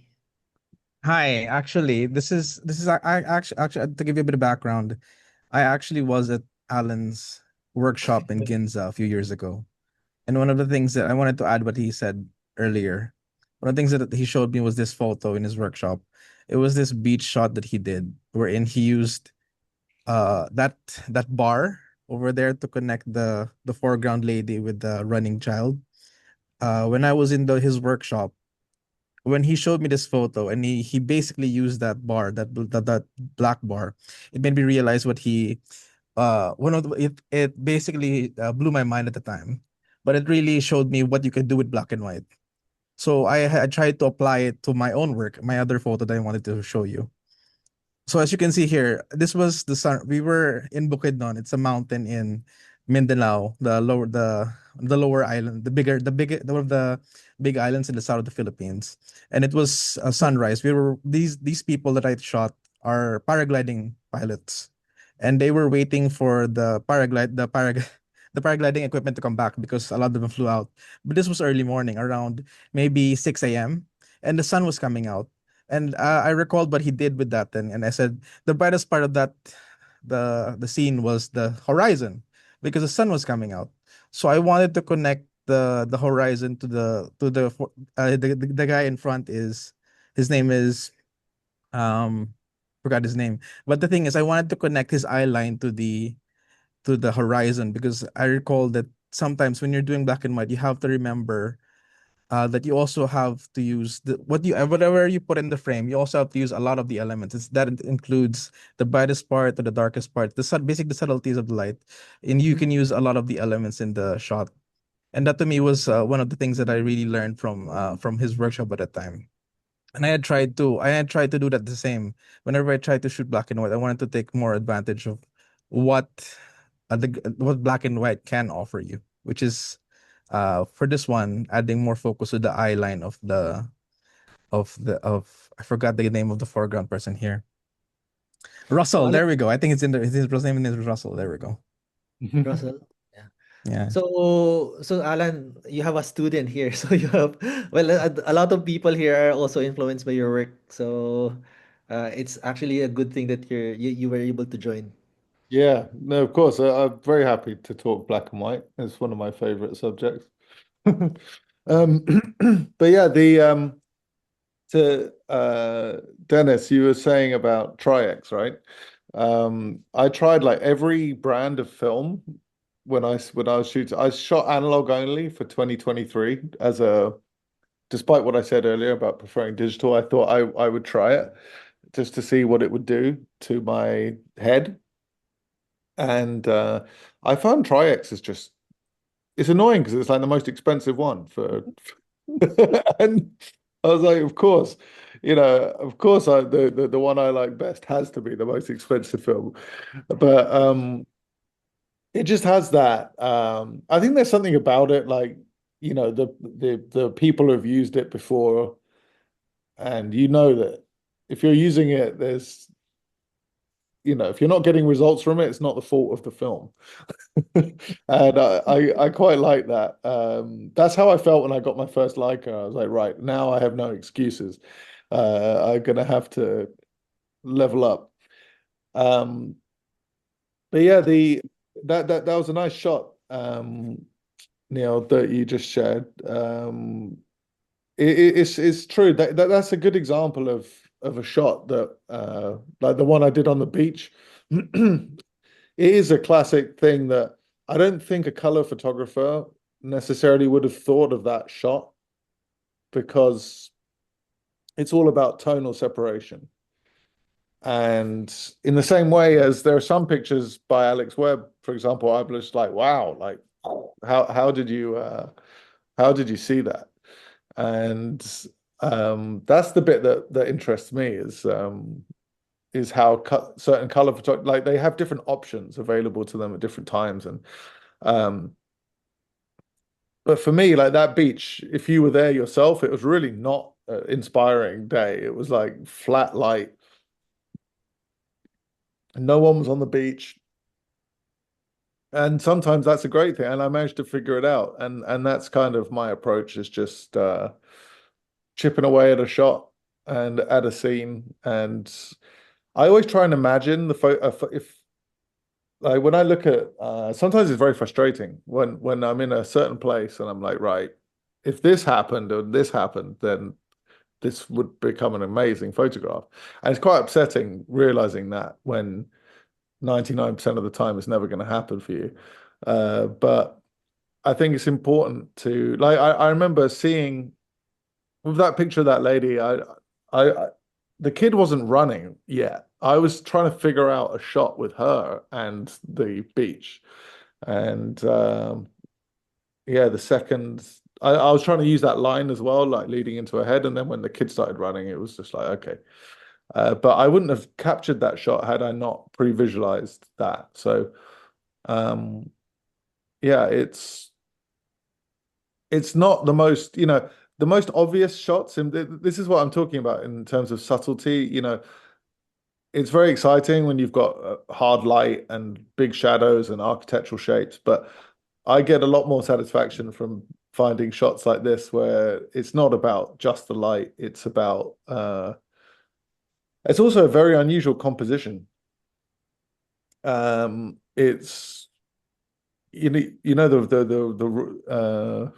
kind of rule of thirds or this kind of thing. I've never really believed in. Well, I'm self-taught as a photographer, so I didn't really know the rules of photography when I was starting, and I think it's led me to trying to use the whole frame of the camera, and sometimes it's tempting just to use the middle part. But I found, if you've got someone over here and someone up here, it can make sense on a frame, even if there's nothing either side. And I just love experimenting with that kind of stuff. So maybe before we go to this question, so this is the next question. Very quick follow-up with Fort. Fort, do you find shooting in film easier than shooting in digital when it comes to black and white? In Because film, yeah, um, because you shoot both actually, film and yeah, digital. I do. I do. Actually, at first it was pretty hard because of course you do chimp. You want to look at your photo, but when you're on the run and keep on shooting, I think you get to manage to develop somehow a library at the back of your head when shooting, and it's like the film is not becoming a hindrance to keep on shooting. The number one tip: don't ever count your shots. Don't ever count your shots. Like, make your shot count. Don't count your shots. And yeah, I agree. On both Dennis and Alan. I think on that note, I really love Try X too, but I'm sorry, Double X is the best. Just kidding, but yeah, shooting on film is at first really hard. You don't see anything. You get to but what I love most about the film is like when you start, because I've learned to process my own films, and the moment you see your film, just like what Alan said a while ago, the way his black and white, when you look at them all together, they're like in one light, in one consistent light. It's like there you see, once you look at your film, um there's this like moment that you feel like there's something wrong with the way you shot it, or I mean, you could get the right composition, but being consistent with light is really hard. um they're like there's always three parts of the photo, of a black and white photo, right? So there's like highlights, midtones, and of course the shadows, and it's like it's always a battle of balance in between them. And aside from that battle, it's like the composition on the side. It's like, how would you make your photo look simple enough for people to understand? It's like, how would you tell the story you want in those elements that you have in that photo? I'm not a pure black and white photographer. For just for everyone to know, I also shoot color, and shooting black and white really helps my color photography a lot. Um, okay. I'm sorry, Tony, but if you can show like just one post of me, like maybe not this one, maybe the other one. It's like This one? this one, yeah, maybe that one. Um, it's like there's this simplicity in black and white that I look for. Because sometimes I get rot when shooting black and white, and I think shooting color helps me like regain my my drive for shooting black and white. And what I look for, what I learned is when I shoot black and white, I look for emotion. I look for a story to tell. That's how I see my black and white. Despite the composition, despite the faces I see, despite the literal emotions from the faces, I look for an emotion in the image, and that's what I learned from black and white that I try to apply in my color photography. I don't shoot colors. I try to shoot for the emotion that the the scene has. Maybe the color is a bonus. I learned like maybe my color work is also influenced by my work since I do design and stuff, art direction. But um, black and white really helped a lot on working on my color photography too. So when I try to shoot black and white and color, if I try to stitch them together, even though even though like when you see them side by side, there's still a flow that you feel in between the images. There's like somehow a synchronicity between them, and it doesn't like move away from the theme or the story that you want to tell. So that's interesting in the case of Fort, no? So he's very aware that he's not necessarily shooting just black and white. So he Yeah. shoots both, but But on then film, sorry, on film, yeah, I do only mainly shoot black and white. But on because film, yes. yeah, because number one, color film is expensive. Number two, the chemicals that they use to develop film gets to like tarnish easily. Like they get spoiled easily, and it's pretty expensive. Yeah. So yeah, there. So maybe with that Fort, maybe I'll throw this question first to you. So the next question we have is, who's your inspiration? So and then maybe next would be Alan, and then Dude. All right. and it, yeah. The guy we have right now, Alan Schaller. He's one of my inspirations, but I, I'm a cheesy answer. But there are a lot of photographers that inspires me. Of course, Alan, Dennis, Neil, everyone here, every photographer inspires me. Um, not just because of their work, but the way they think of the way they shoot. It helps me with it helps me to look for my own flow of thought, my own workflow. I get to talk to Dennis a lot. Um, I get to talk to Neil too. Sometimes we talk about like composition. Sometimes we just talk about random things, and sometimes it really helps me to look at what is it for them that I have in me to shoot this kind of stuff. It's like, is there something that Dennis saw on this scene that I did not, or Neil? There's this photo that he followed a woman in Japan. I think there's this photo that Neil and I were talking about a few months ago. Um, like what piqued your interest to follow this person, and which stopped you from shooting them? Is it the moment when you got that shot, or is it the moment that the shot went away already? It's like those kind of things that I learned from people. Um, People that inspire me, for sure, Bresson, Eggleston, the surrealism of his works. Some paintings, mostly I look at paintings too when I don't look at photographs because um, when there's still not a camera, paintings are already there, and they compose paintings so widely. Like let's say let's say what do you call this? The Last Supper. Like they are so the image is so perfectly composed in a way. It's like you see a flow of thought in that one image, like the way the people lean to each other, the way uh Jesus is portrayed in the middle, in the dead center of the image, but still doesn't look dead at all. Does that make sense? And and I guess this is very important in your job because you're a creative director, right? So, Yeah, yeah. It's like you really have to tell a story in a snap.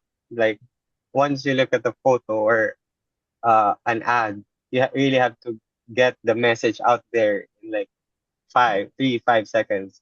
Especially now that that people are really having are a really low attention span. Like that's where um what do you call that? The scrolling, doom scrolling. doom scrolling was born, right? The Yeah. attention span of people are really low, and you really have to get their attention in a snap. And that also helped me when I'm doing my my photographs. My photographs are like I try to look at my series as a movie, and I need to catch an attention in a snap on the first image that they see from the series. Just like I always think of it as like there's like a start, the climax, and the end. But the start should really snatch the attention of the viewer. Because if not, you lose it. What about you, Alan? I mean, you mentioned a while ago that you got your one of your influence would be, um, sorry, landscape. Ansel Adams. Ansel Adams, yeah, Ansel Adams. His whole thing about the zone system I found very interesting, and tones, and my photography doesn't look like Ansel's really, but his attention to detail with printing and stuff really made me interested in experimenting. This is quite a cool shot to stay on actually, because Ansel Adams, he did quite a famous picture of I think it's called Little Dome, and it's like a rock that's black, and the sky is like almost black as well, and he was using red filters. As I don't know if you know the picture I'm talking about, but he also has that famous moon rising one where the tones are just completely insane. And I read an article with him explaining why he used the red filter, and I think he was the first person to pioneer using filters as well in black and white. And they were saying, why are you doing your shots like this? And he said that photographing the mountains without the red filter looked more true to how you see them with your eyes. But he said that the red filter makes it, even though it looks less realistic, it makes you feel the kind of, it represents more how he feels looking at the mountain and the drama of it and the power of it being so huge. And I remember, and that kind of unlocked something in my brain where it was like, oh, okay, so you don't need to show the world as it is, and in fact, you can make something look completely abstract, and maybe that can say more than showing everything. Maybe forcing the viewer to look at it in a different perspective is something to be celebrated. Not, yeah, there you go. So that's not how any of us look at the world. There's something going on there with the tones. It's very unnatural, but at the same time, it's awesome. So that concept really changed my thinking immediately after I read it. I was like, right, I'm gonna try and see how far I can push some contrast or experiment with my surroundings rather than just trying to replicate what life looks like. And yeah, so, but to be honest, for many years now, I don't really I haven't. I must confess, I don't even open many people's photo books anymore or anything. I just focus on what I'm doing, and I look through my own work as a kind of reference to. I think a lot of photographers don't look. They only look at 1% of the photos that they shoot. They tend to shoot and then forget or edit the one picture that they like that they think is the best one. And I tend to like do these big archive digs where I look through, and as you change and as a photographer and as you grow, you might recognize things that didn't interest you so much before. So I tend to just spend a lot of my time looking through my own work at the moment. And but the thing that inspires me the most, more than anything else, has been traveling and going to new places. It doesn't have to be somewhere super exotic even.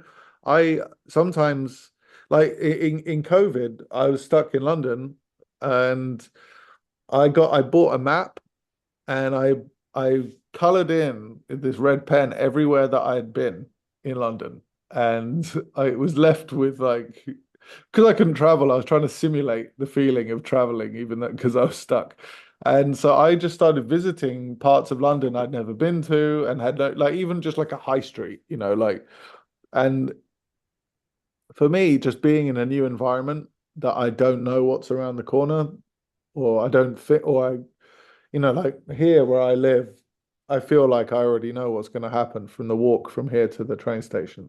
I've done it 1,000 times, and so for me, my brain is more switched on and alert when I'm out of my depth, and that's one of the reasons I love Japan so much is specifically because it's so hard to communicate, and I don't know, I seem to just excel in those environments the most. So it's always inspiring for me now to try and find new places. And I shoot with the same kit. I've been shooting with a 24mm and a 50mm lens for a long time now. And so my camera's the same. The way I approach the scenes is quite similar, but I let the variety come from being in new places. And yeah, so that for me, it's not a who, but it's a what inspires me is doing that. And yeah, also, like this shot was done in the Caribbean. And could we go to the next one? Let's cycle through a few pictures. So this is a set collection I did based on water shots. And yeah, these are, I don't know. I love trying to create new scenes out of things that I don't know. I think it's the same as everyone here, to be honest. I think everyone gets it. But I really like getting myself out of urban scenarios and trying to apply what I've learned in the city to things like sport photography. Like I've done skydiving photography, I've done diving, I've gone under the sea. I've shot in like this photo was done in Sydney. And yeah, I just like having a variety. I think if I'm stuck in uh, London's great for that because you can quite quickly go to a park or to the underground or to we've got neighborhoods like the Greek district and we've got Chinatown and we've got areas that are you can almost like travel the world a little bit around London. And so yeah, I tend to plan my shooting days just like going to an area and that I haven't been to in quite a long time. And I find that that's what keeps my eye open. So we go to Sir Oliver. The question on the floor is who's your inspiration? For black and white photography. Actually, what I learned from my color photography, I applied in black and white. So So I don't limit myself looking for inspiration from black and white photographers. My first inspiration in photography actually is Alex Webb. I like the way he shoots in color and also the contrast. And yeah, but then when I transitioned to shooting in black and white, the very first inspiration was William Klein actually, and that's why I most of my shots I also shot in a 28 millimeter and very how to say engaging to the subjects. And then eventually I got inspired by Daido Moriyama, and I just learned that Daido Moriyama was also inspired by William Klein in a way. And then as I continued to learn the craft of photography, then I discovered Tatsuo Suzuki, who was a famous Fujifilm photographer. And of course, now I'm happy to see my latest inspiration, Alan, here in front of us. So that's where I get some of my high contrast. If you will see my Instagram page, a lot of high contrast because I got inspired by the way Alan edit his photos. One of the photos that really struck me up to now was a lady. I think it's in the subway walking. Even if it's a very simple one, I find that I can sense some kind of emotion on the subject. I think she was rushing or somewhat like that. So yeah, so I think that's about the all the people who inspired me to shoot in black and white. Uh, how about you, Bianca? Oh yes. With me, I feel like my inspirations. I mean, it's pretty typical of a street photographer. I would say it's Daido Moriyama. Vivian Mayer is also one of my inspirations. I like the way that she captured city life, like just like urban life and everyday street life in New York City.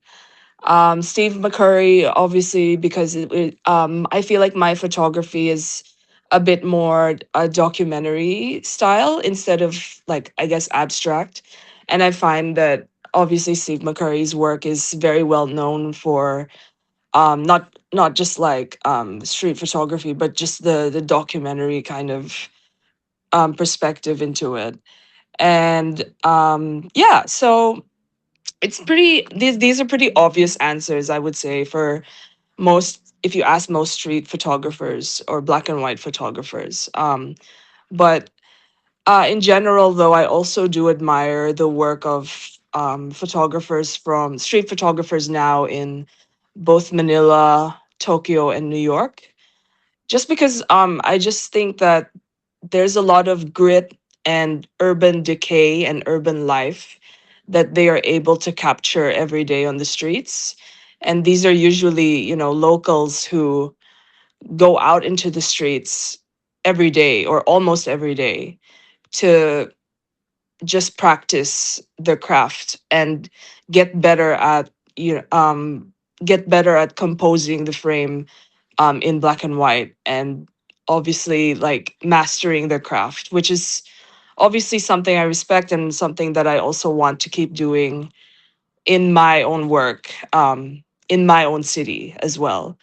But I find that if you are based in those cities, like there is a certain um, there's just a certain mastery of the craft that you are able to execute more just because of the way the city is structured there, and the way like obviously like the kind of everyday life and sort of theatrical street performance that you could kind of see there in everyday life.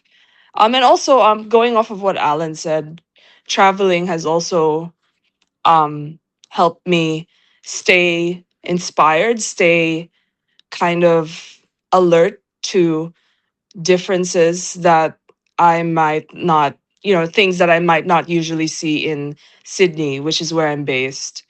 So I find that traveling to different cities around the world, especially not just the typical exotic places, but like even Western cities or like Asian capitals, I just find that the different rhythms and I guess pace of everyday life in those cities kind of inspire me and motivate me and help me see like what are the different things that kind of connect different um, ways of living in different streets around the world. And you can really see that in some of the names that I mentioned, with like, for example, Vivian Mayer and Daido Moriyama. The way that they captured their own cities kind of shows us how street photography is um, a reflection of humanity, I suppose, and also the absurdity of everyday life, and how it was like they were able to capture the mundanity of daily life, but also the random kind of startling or like like it like the photos that they take would kind of encourage audiences to ask certain questions, because it's in the streets that things happen that you don't really expect, and not just like mundane moments there as well, but also surprising moments that one might not expect. And I find that these cities often are a breeding ground for like spontaneous moments like that. So yeah. Next would be Dennis, and then we'll have Neil, and then after that we open the floor to the audiences. I think some of our audiences have some questions to Alan regarding Iris and also about his photography. So yeah, we go to you, Dennis. So is this like the one for what who's in your inspiration? Yeah, yeah. Yeah, Ansel Adams is one of the biggest one. I want to piggyback off of the zone system, and then the biggest one was like Ansel. I started with like landscape, and then David Leslie Anthony would be like the number two, and then the current one, well, David Leslie Anthony because of the triax photography when we did like the Von Dutch. When you look at like the motorcycle shots, shot in Pomona, and then Sebastian Salgado, that's like a big one for me. The workers, it's just like the tones, and then it's just like but then it makes you realize how access is like a big impact or an element to your photography. If you don't have that, it's really difficult, because I feel that a lot with the public affairs, with the Department of War right now. um I go around documenting stories, photography, video, and I feel like I have like a mark on me, like, oh, I am going to document this story, and everybody in the military just know that that's your job, and so they're fine with it, you're right. And then when you go back to like street, or like when you go travel, you're always like 50-50. Oh crap, like what would this guy say if I take his photo without him knowing? So those are like the things I kind of appreciate now, when it comes to having these elements. But yeah, like the biggest one was those three: Ansel, David Leslie Anthony with the Von Dutch campaign, and Sebastian Salgado was like the big one. I think it's also interesting in your case because you're um well, basically you work for the military for the armed forces, and most of your work is documentary. I mean, to Yeah.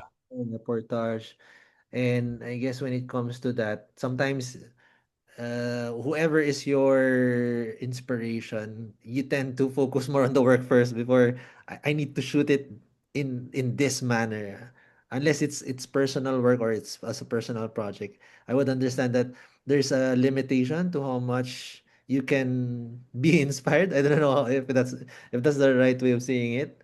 So I mean, it's different because like you're really shooting like I mean, I guess like for example, like for my project, for personal project, I mean, you're always like aiming for, I mean, there's going to be an audience to this one, right? Like, which is like for the general public. But when it comes to the military side, that usually comes, for me, it comes as a second because you're really looking for more elements like, oh, what will my public affairs chief would say about this photo? Are they going to vet this photo? Is this going to be approved by CENTCOM or whoever?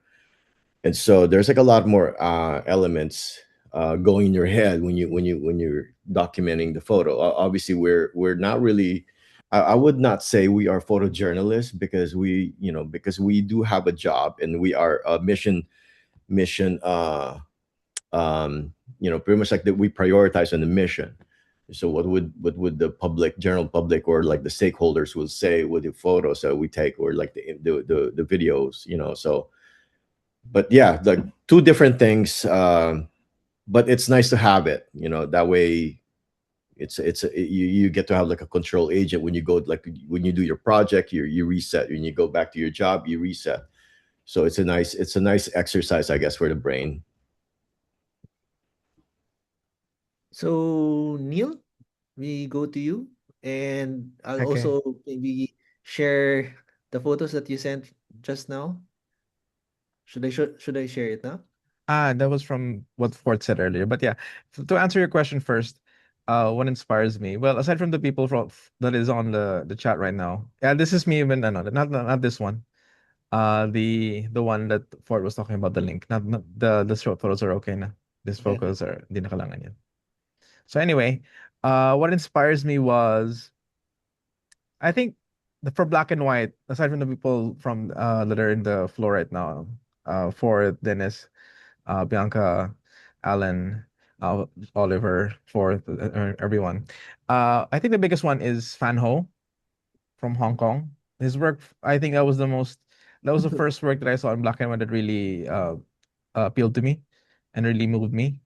And I keep looking at his work. I keep going back to his work, and I just never find a bad image. There's always an emotion that I feel with that photo, with the photo from Fan Ho. For color, it's all lighter. So lighter just really it inspires me that over the course of his work, he changed his lenses as well. I think there was a point when he was doing street photography with the 90 millimeter. That really opened my eyes to a lot of the street photography work. Even in the color, it's aside from his work from color, the way he still uh kept producing photos that was really captivating, even though he was changing his setup over the years, was truly inspiring for me. That's it. Thank you. Okay, so before we open the floor to questions from our audiences, just a reminder on oh, well, just for our panel to prepare. This is one question that was asked in the 100 years for Laika. So maybe you can prepare your answers for this. So decisive moment or carefully composed. That's before we conclude later. But just think maybe just think about it as an advanced question. And also to our audiences, for those who haven't registered but are watching, maybe you're watching in Facebook. We recommend that you register in this site so that you can be included in the raffle. So we are giving out one Leica Monopan 50 and two fine art prints from Hanimale. So okay, so we have a question here.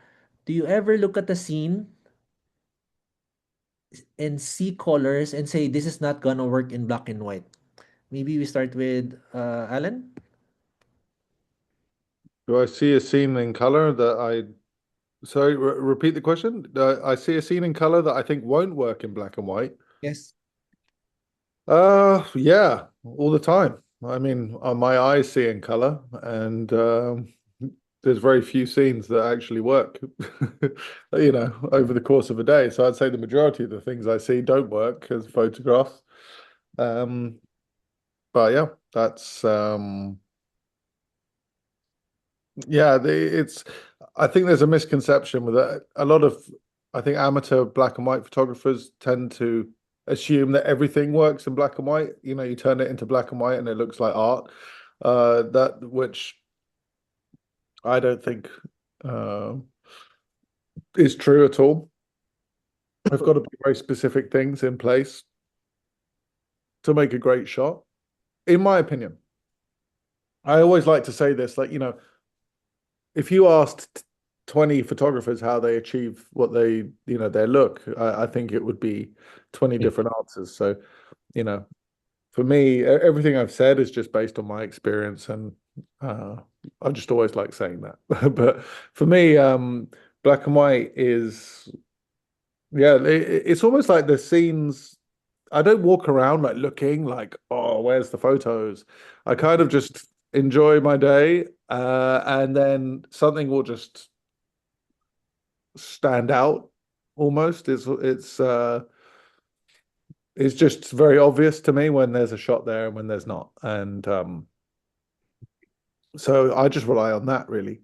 And there are some days where I walk for 5 hours and I only see 2 or 3 opportunities to take pictures. And you know, I'm not one of those photographers who walks around like taking loads and loads of pictures. I tend to take multiple pictures at one location at a time, if that makes sense. And so you know, I just wait for. I used to be a lot more kind of obsessed with trying to find photos, and now I just let it happen organically, and I find that that's a nice, natural, intuitive way of working, rather than trying to force something to happen, if you know what I mean. So, yeah, It's also, I guess, yeah, go on. I think it's also, I mean, in your case, and also I think in terms of Neil and Oliver, so they shoot a dedicated mono camera. So sometimes there's already a way of seeing it in black and white prior to the shot. I'm not sure if this is part of the process for those who shoot mono, no.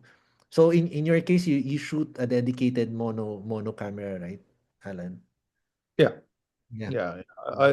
I do have the EV1 as well, which I was using in Tokyo for the campaign for the camera, which I love. I like that camera a lot. It's been a bit controversial, I think, with certain within the Leica community, but I personally would love to have an EV1M,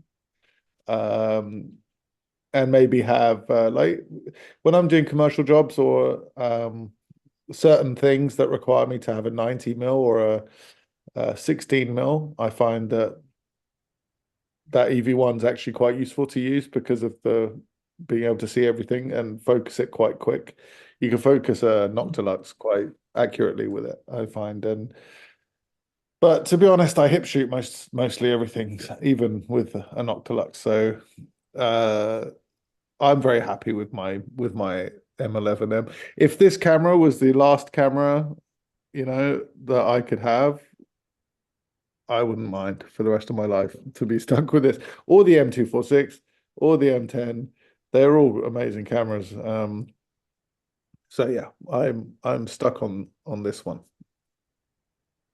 How about how about the rest? Do you sometimes see a scene and then realize and then you say to yourself, this is not gonna work in black and white? How about you, Dennis? Because you I do a mean, lot of I did answer the chat on the chat, and yeah. I mentioned there that I did pass a lot of great opportunities to, you know, for the color, just because like my head just translate. I just see it in black and white now. And if you're prioritizing, like I said, if you're prioritizing that for the day, and then that's all you're gonna see. But I did like pass on a lot of the might have been great color photographs, but just so I could have a lot more room to for opportunities to see in black and white, I guess. And like I said, like Alan mentioned, and I'm not really out there, you know, just like just doing paparazzi work on everybody. I do like to enjoy my day, because it's a you have to have a good, I guess, like state of mind when you're out there to photograph. Obviously, you have like you have the priority to come home with some great photos, but it doesn't usually happen that every day. But I do pass on a lot of great color opportunities. So yes. How about the rest? Sir Ollie? Are you there, Yeah, Sir Ollie? yeah. For me, I don't judge a scene whether it would work in color or in black and white. My first priority is in taking photos is, would this does this scene tells a story? That's all I care about. I'm not looking for, like, okay, now we all shoot something red or now we shoot something blue or what. It's not that. It's about the visual storytelling, and not, just focus on colors or black and white.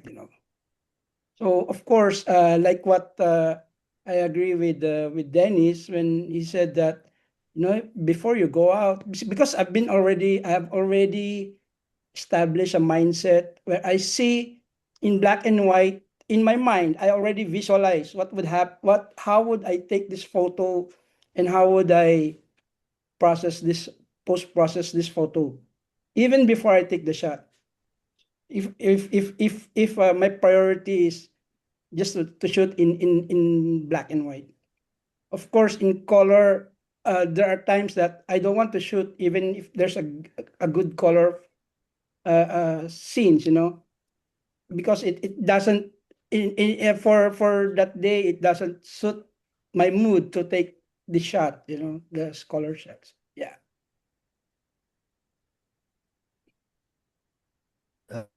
Neil and fourth, and Sorry, Bianca. what was the question again? Um, Here, so you ever look at the scene, then and you say to yourself, this won't work. I guess a related question to this before mm, another related question to this. When you take a picture, do you shoot in color first and then you uh to convert it? I guess that's also when you look at the world, it's color. It's in color. And then if you think this in black and white, that's a late question. Then you turn it to black and white, and then you find out. So as your process, this is all in addition to your you something for in color if you're shooting digital and white, or right on the offset. I think this is not gonna work for black and white. okay. Can you guys hear me properly? Because I think my internet like lagged. Hello. Yeah, can hear. All Yeah. right. Is it clear? All right. So yeah. Actually, I often put my settings on black and white.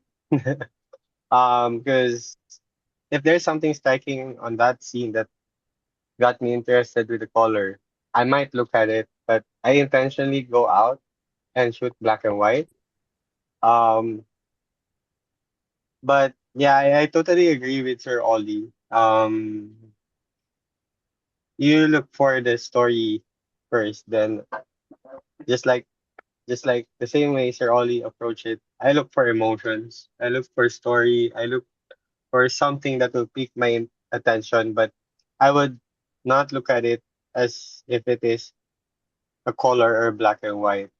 I just mainly shoot black and white because it could, number one, save memory, but number two, on a serious note, uh, if sometimes I think that if it if the if the image works for both black and white and color, then that's one good photo because it's it could be a very well composed, or it's the emotion there is very uh the emotion is really emerging from that image, or the story is really there. So yeah, I don't really look at the photo like, oh yeah, it won't work in color, or yeah, it won't work in black and white. Okay. Mm. Uh, Bianca?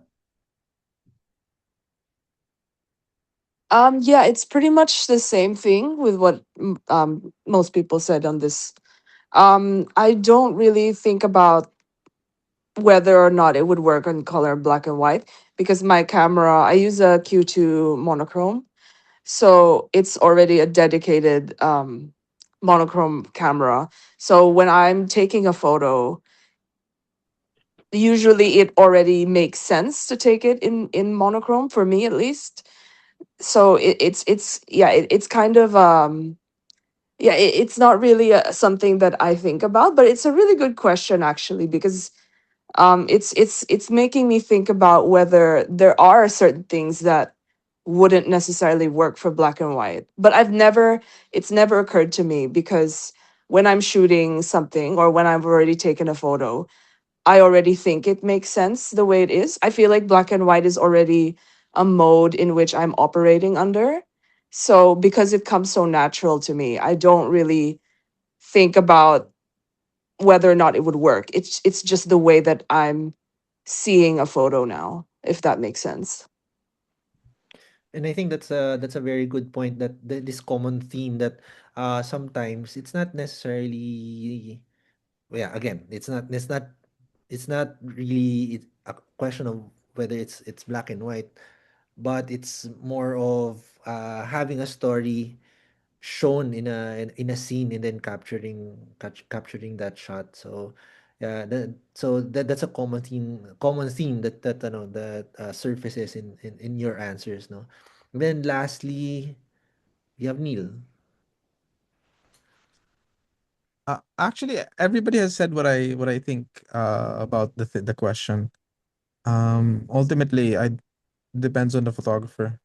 I think if you're like me, as I said, I shoot with a monochrome camera, so I don't really it never occurs to me. And when it does, for example, when I see a scene and maybe it'll look better in color, it happens a lot. So that's the since I do shoot with a monochrome camera, that's the photograph that I've chosen not to take because I'm shooting with a dedicated black and white camera. So I don't it doesn't register to me as the question. The concept itself doesn't register to me.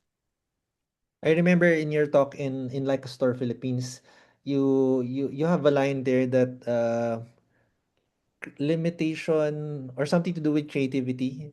Being limited leads you to creativity. What's that line again that you mentioned in your talk? Oh, I feel more liberated when there is a limitation to me because now I Limitation. can focus on what I have to work with. I know where the box is, so I have to work with the box. That helps me for my work anyway. Thank you. So the line I got that from Neil's talk in Like a Store Philippines. So it's liberation through limitation. I think that's the exact line that you use in your talk. So that's a very good insight, because a lot of people would think um creativity happens through complete freedom. But in your case, because you've chosen to use a monochrome camera, then you get that there's a different sense of creativity, that you're limited without color, but that leads you to being more creative. Okay, so if there are any more questions, just type it in. But if there's none, then we'll just proceed to our last question. Okay, so in our last question, yeah, this is basically the question that has gone around during the century celebration in Wetzlar. So unfortunately, I was there in May. I wasn't there in June. So I was in Wetzlar in May. I wasn't able to join the celebration in June. So who I, wants to go I first? I just want to say I've got to go very soon. Yes, maybe you should answer this first. Yeah. Decisive moment or carefully composed? Um, Both, surely, Yeah. right? I mean, what? So composed really well, but you miss the moment, or you get a great moment, but you frame it like this. I think it's you got to do both. That's a good answer. Yeah. How about the rest? Alan, it's okay if you need to go. We're okay. Thank you for. Yeah, I just want to say thanks, everyone, and yeah, thanks for having me. And I will see your work online, I'm sure. Yeah. Thank you, Alan. We really Cheers. appreciate you joining us tonight. No, of course. Thank you very much, everyone. Yeah. Have a good day. Bye bye. Bye. Thank you, Alan. Cheers. Bye. Yeah. Yeah. So we go to Dennis. I think that as mentioned by Alan, no? So this is a false dichotomy. I understand that. So I understand that this is a false dichotomy. But I guess the attraction of this question is that if we need to choose, so that's basically the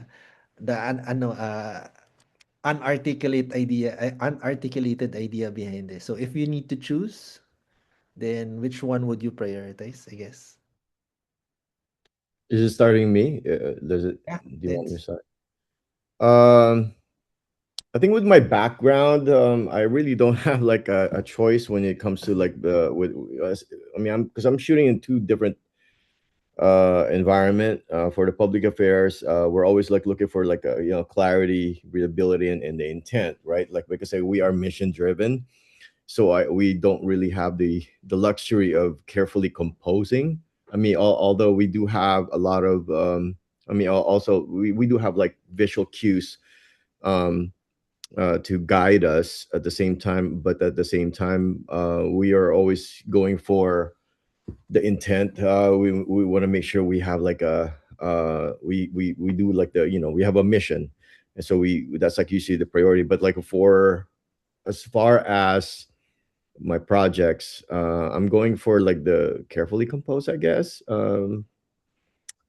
Just because like I don't know, maybe because like maybe because like I'm really heavy on the fashion stuff like back in the day, and so I've always like thought about like marketing and like how do I market this? Am I advertising something?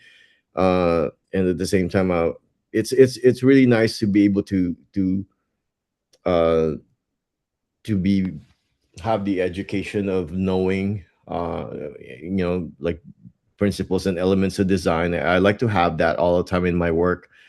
Um, and so yeah, so I'm always going for like the composition. The decisive moment is like it comes in like naturally for me now. Because why? Because I document a lot of not really war, but like like a lot of military action shots. I mean, and on top of that, I've done a lot of like heavy metal concert photography. I documented the U.S. tour, like while they were here in Warfield in San Francisco.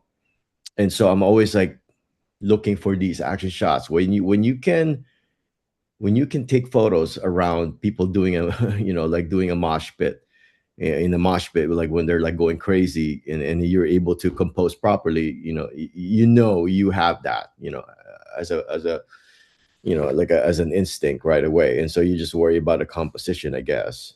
So that's just me. Then we have actually just a follow up on Dennis, no. I think especially for a professional photographer, this question also sometimes doesn't make sense because basically it's part of your training already that the camera becomes a part of yourself already. It becomes an extension of your eye and your hand. So it becomes part of your identity. So for a professional, it's very hard to choose whether you choose the decisive moment or carefully compose because it happens at the same time. So that's I just had to mention that because in the case of Dennis, he does that as work. So that also applies to me, I guess, because before I did I was as a staff photographer um, for a magazine, and when we do coverages, so it's not you don't have to choose because it happens. You're trained to do that. You're trained to compose while getting the right shot and getting the right moment. So, well, that's just the first time I wanted to share that. Again, it's a false dichotomy to a certain extent. So now we go to Bianca. So the question is, decisive moment or carefully composed? Um, Sorry to kind of give a cop out answer, but don't you think I kind of think they both go hand in hand in a way because but but since everybody seems to be picking one or the other, if I really had to choose, then I would pick the decisive moment. Just because in my work, I am often walking a lot in different cities and in my own city where I'm based. And I just find that it's really those split seconds that matter the most for me when I'm taking what I consider my best photos were always those split second moments where I didn't really have time to kind of compose anything. There are certain moments where I stand at a certain place and I wait for quote the perfect shot. I take maybe 10 to 20 photos of the same thing, of people passing by a certain street or the way the light hits a subject a certain way. So there are moments where it would benefit me to carefully compose a shot, but I found that the work that I'm drawn to the most, or the kinds of photos that I liked from my own work, they were usually very spontaneous moments that only happened in like a split second, and I didn't really have time to think or compose. I just took it. So yeah, when it comes to me walking around a lot, spending like 7 to 8 hours a day walking 20 to 30K steps, I find that it's really the decisive moment that makes the photo for me. But really, it can really be either way, to be honest. Like, I just find that um, a good photo is also a carefully composed photo. But at the same time, there you will have those moments where you can't plan for it, and you just take the shot because someone had a certain emotion on their face, or the light hit them a certain way, or the geometry or the symmetrical lines made sense. So yeah, hopefully that kind of answers that. Yeah, perfect, perfect. And then last, correct, no? No, last na si, pwede na ako mag-Tagalog. So, si fourth. Fourth. Ay, hindi, si Neil pa pala. Ha? Or, Ah, sino yung hindi pwede pa naman. tapos? Fourth and no, Neil, no? Fourth, ikaw muna. Sige. Hmm. Pwede na mag-Tagalog? Oh, wala na si ano eh. Tayo na, ubus na yung English ko, man. Okay, sige. Nandito Ako, pa si Bianca. Nandito pa si Bianca. Baka di tayo yeah, maintindihan No, ni no, Bianca. nagtatagalog din ako. sa Tagalog yan. Oh, Okay, pwede na mag-Tagalog. Okay lang, okay lang. sige. Do I have to choose or hindi naman? Or pipilitin mo lang pumili? Ikaw, bahala ka. Sige. Wala Kasi na when you wala na. compose, Ha? okay. Hindi, Labas mo okay, yung tuloy sige. na fourth. Oo ka, kanina pa. Okay, so di ba kasi when you carefully compose, basically you wait for the that decisive moment pa din eh. Hindi ka Exactly. naman ano eh. Hindi ka Yeah. naman ano eh. Tayo na, titingnan. Di ba, i-work mo yung scene. Pero minsan, pag nakita mo yung eksena, yun na yun. Di ba, yun nga, sabi nga niya, Hmm. naglalakad siya. No. And when you're Yes, on the go, exactly. puta, pitik ka ng pitik eh. Pero minsan, nangyayari yung decisive moment pag kita mo yung archive. Pag nakita mo yung archive. Di ba? Minsan, hindi lang nangyayari yung decisive moment when shooting. But after shooting. Di ba? Minsan, Yun. parang, Mhm. oh shit, nakuhanan ko to. Pero at that moment, normal lang siya sa'yo. Pero nung nakita mo ulit siya, parang sometimes it marinates to you muna. 'Di ba? Parang biglang mag-hit sa'yo, it works more now. Hmm. Parang ganun. Than that moment nung kinuhanan. Ganun. Yun lang. Mm-mm. Diba? Yun, diba? I mean, diba, ganun naman talaga, diba? I mean, minsan, basically, the moment happens in nature. It happens in reality. Oo. It's your Yeah. task to shoot it. So, parang, in a way, parang yun nga, hindi naman siya, it's not an either, diba? Hindi siya, sorry. Mm-mm. It's neither, no, hindi siya or pala, hindi siya or. Ah. Si Neil and Si Oliver. Bresson may kasalanan nito eh. Si Oliver muna. Mas maganda yung sagot ni Oliver. Ito si Daddy, oh. Pwede mo Tagalog. Yun nga eh. 1 kilo lang yung English ko eh. 'Di ba? Yun din baon ko. Well, sa akin Hmm. akin lang hindi nga yan or. Kasi ako in my case, doon sa mga nakakita na nung book na nirelease ko, a lot of those shots, marami doon sa shots na are decisive moments, no? But I can say, modesty aside, is properly composed naman, no? Kasi I know the limits of the frame do sa gamit kong lens, no? So pag nakakita ako ng isang scene, so sa nakikita ko pa lang bago ko pa iangat yung camera ko, alam ko na kung saan yung limit nung makukunan ko, no? Unless talagang biglaan lang galing sa likod ko may dumaan, no? Yun. So kaya sa akin yan tama yung sabi mo, Tony, I agree with you. Instantaneous yan, dalawa yan. Pag angat mo, yun na yun eh. So hindi ako makapili, no, diyan sa or decisive moment or carefully composed unless I fish, no, sa isang area, no. I already set Teka up lang, diba? the background. Okay. Then hintayin na lang ako ng subject dumaan or may mangyari doon sa ano. Yun lang yung mga cases, no, na I properly compose, no? But then again, ano lang yan pati yung question kasi limited din lang yan sa genre ng street or documentary. It doesn't apply lalo na kung magla-landscape ka. You have all the time in the world, no, to properly compose. Pag hindi mo pa nakuha yun, wala na tayong magagawa dun, di ba? User issue na yun. Yun na yun. Problema na ng photographer yun, no? Oo. So yun lang naman sa akin. Si Neil. May pahabol mamaya, Neil. After mo, meron pahabol na question ano bang nickname mo, bro? Rafael ba?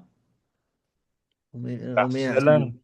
umaya. Raps, si Raps. After ni Neil, meron pahabol na question si Raps. Actually, lahat naman lang mga sagot natin kanina, no? Sagot nyo kanina, parang yun rin lang yung magiging sagot ko eh. Kasi, let's be honest, tama naman si Alan kanina na oo nga, decisive moment nga, pero yung composition mo parang tabingi naman, di ba? Or whatever. Pero ngayon, I want to add na aside from what all of you said, meron naman tayong sobrang ganda ng technology ngayon na meron tayong 60 megapixel na M11 na mamaya pag hindi nakuha mo yung decisive moment, so within the frames of your focal length, i-crop mo na lang mamaya. That's one thing. So parang, yes, it's leaning towards a decisive moment. Pero I actually believe if I had to choose, the decisive moment will dictate it eh. Kasi I do a lot of fishing rin eh, what Oliver said. I see the scene. Pag minsan nakikita ko na ilaw, this is going to be a shot. Tapos parang, I just wait for the subject, diba? Sometimes I just wait for the shot or something to happen. Okay na yung composition ko. Kumbaga parang I'm just waiting for that decisive moment eh. Pero if, for example, I had to choose in that moment, there's the very quick, something happens very quickly. Basta you get the shot, di ba? Tapos parang mamaya mo na isipin kung paano mo basta you got the shot, you got the moment na biglang whatever emotion or the face or gesture na ginawa ng subject. Sometimes I think that has more impact eh. The emotion or whatever the gesture is, sometimes mas nag-elicit na emotion from that, from what the subject is doing or evoking the viewer. So I think for me, if I had to choose, decisive moment. Okay. So, sobrang insightful ng mga ng mga sagot. And siguro Tony, yes. Example siguro nung shinare ko kanina sa inyo yung sa bangka. Meron Oo. din sa moment doon and properly composed. No? So makikita mo doon, ibabato pa lang ng mangingisda yung isda sa balde. Pero tingnan mo, naka-layer siya ng maayos. Bubuksan ko sir kung ano. Ihabol natin. Tapos yung ano, yung kay Raps, you can ask your question na. Ay, pwede ba? Yeah. Okay, so I have two questions kasi. So, yun yung seryoso na lang, I guess. It's a joke time lang to break the ice there. So, parang my question, pero medyo parang Miss Universe question siya. So, yun nga, with the discussion a while ago, stories and emotions have been mentioned a couple of times. So, do you feel that black and white is a more honest medium because it forces us to deal with geometry, texture, emotions, and stories rather than the vibe and the hues? So, when you look at your best work, do you think it would still be a story, or are the emotions are properly conveyed if you were to flip it around? Let's say colored, it's a colored photography. Colored na siya, hindi black and white. Or, yun na nga, or is black and white a completely different realm of consciousness for you? So, yun. That's my question. Who wants to take on that question? Basically, yung question ko, Raps, is Daddy authentic. o English siya. I just answered the question in the chat actually. No, I'll just read it out loud. Saan ba to? Trying to find it, sorry. Yeah, I think for me, black and white forces me to confront the scene or the subject differently. I think there is a bit more parang confrontation when you're using black and white, simply because, like I said earlier, you're not relying on the color palettes to tell the story for you. Because it's very easy to kind of rely on blue because it's relaxing, or because it's pretty, or it's calming like the ocean, or it's it's like a clear blue sky means it's a nice day or you're happy. So there are emotions that are associated with color already. So in a way, if you have color in your pictures, or if you have too much color in your pictures, you're already bringing in a sort of psychological, like, there is a bias in a way sometimes, like if you look at a photo and then you see the how vibrant the colors are, especially if you're in a very tropical place, or if you're just in a very naturally beautifully composed like landscape, then it's very easy to feel a certain way about a photo. Like the photo could bring like maybe like happiness, or like anger or sadness because of the colors presented. But then if yeah, so basically there's a risk that you rely on the color palettes to tell the story for you. But if you I guess why I like black and white is because you bring attention to the faces more, because everything's kind of the same. You've stripped away the colors. So obviously there's more attention to the emotion, the face, or the texture of like the wrinkles on their forehead, or the way they're frowning, the way that they're frowning, or the way that the building looks in a certain light, or the geometry of it, or the asymmetrical aspects of like of a structure. So yeah, basically what I'm trying to say is you're not riding on color anymore. So you've stripped away one thing that some people used to rely on it. So yeah, I don't know if I'm making sense here, but yeah, you're basically, the limitation frees you up to kind of think about the subject more, or like have a certain confrontation with the subject, and you're not focusing on I guess the color, and it's less distracting for viewers, I guess.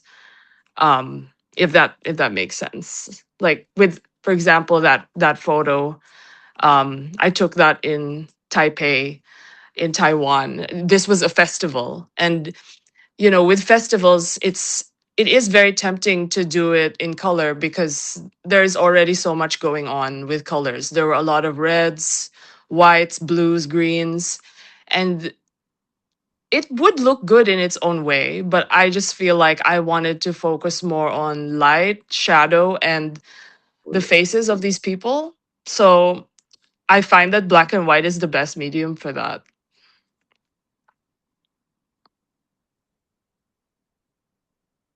Does that make sense? Yeah. Yun lang. Anyone who has a follow-up for Bianca or in response to Raf's? Me. Yeah. A follow-up to Bianca's answer. Like what I said a while ago. Sometimes color blinds me, or blinds the viewer. So, but the question asked us if we flip our best image to color would still hold. Parang ganyan pagkaintindi ko sa tanong na. Well, for me kasi my intent was really to shoot it in black and white. No, sometimes even if I have a camera that is capable of color, I set it already to black and white. Yeah, just like that example. It is gloomy, no? That day it was so gloomy. In fact, makita nyo sa may clue na yan na may payong doon na kasi umuulan yan, no? So if I were to shoot this in color, gloomy, no, so bago pa ako pumunta dyan sa beach, no, I already set my camera that I shot this using an MP240, so it's capable of color, but I set it in black and white already, no, kasi I know that a gloomy scene will make the color photograph very dull. So I already had it in my mind. My intent is to shoot this the whole late afternoon in black and white. And I know for a fact that if I shoot this in color, it won't be as a, how to say, as emotion evoking shot, no, for me, no. Parang ano lang, unang tingin pa lang ng viewer, ang ano, patay ang kulay, patay ang ilaw. Ganun nila makikita yan. So yun yung ewan ko kung nasagot ko ba ng maayos si Raf. Anyone else? Any new question or any new answer? Pwede naman pareho. I mean, I guess I can answer Ako that may same tanong ako. Ay, sorry. Sige, si Dennis muna. Si Dennis. Sige, Dennis. Anong muna pangalan ng pusa mo? Yun muna Oh, sagot. this guy. Oh, ito is a hazy. He likes beer. Godfather vibes, bro. Godfather vibes. No, so yeah, I don't think black and white is more honest. I think idea in the end gets romanticized. Anyway, so color is not, para sa akin, color is not really dishonest. Pero mas loud. So for me, like, pag black and white ka kasi, it takes that away. So the frame holds its own. Mas maraming kang makikita as far as like geometry, your light, especially with the tension, falls apart immediately. So it's not about honesty. I guess it's like more about the intent. Like I like Oliver's answer too, because you're seeing in black and white in your head. So it's a lot more easier now. Because for a lot of us who shoots like just black and white, it's you're stripping that one element away, so you're more opening your doors more to like the other elements, I guess. And so yeah, it's not just like a format switch. It's just like a different way of seeing it altogether. black and white is not really better, I think. It's just a language na yung committed na ako. So that's like my take on that one.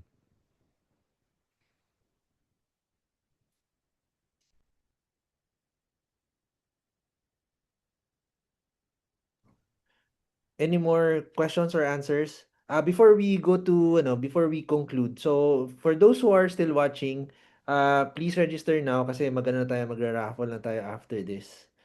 I think yun. So, siguro, I also have to, to apologize. So, sobra-sobra tayo kasi I didn't know na he'll join the entire, I didn't know that Alan was going to join the entire discussion. Pero I think it's also a good problem for us that we were able to do a parity na kasi we usually look at Alan as the hero, 'di ba, the idol. Pero having him as part of a panel, parang now we are able to parang to raise yung Filipino photographers, 'di ba? So, and yun nga kaya I also made sure na every time na nagsasalita kayo, papakita ko yung IG ninyo para makita niya, uy, magaling pala mga Pilipino mag-shoot ng ano eh, black and white eh. So, yun. So, kaya yun. So, I'm really Panis. naging problema yun. Naku, paano ko ito ma-manage? 6 na yung nagsasalita. Pero anyway, so, yun. Ano sabi mo, Fort? Ikaw ba yun? Sabi. Sabi niya, panis daw, Oo, panis. sabi ko, panis. Oo, di ba? May daddy o kami dito.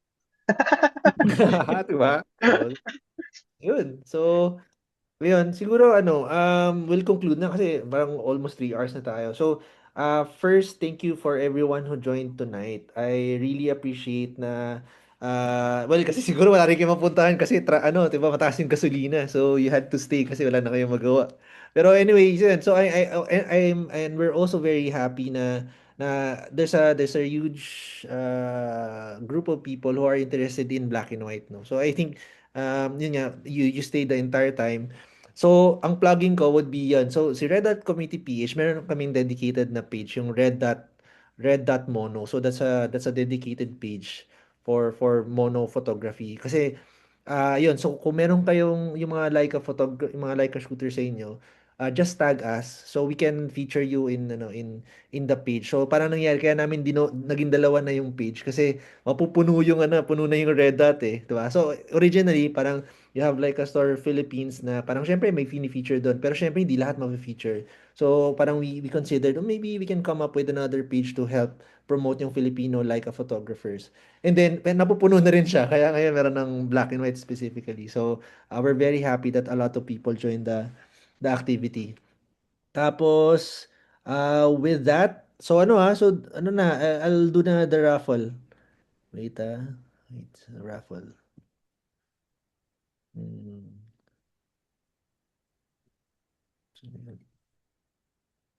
Okay.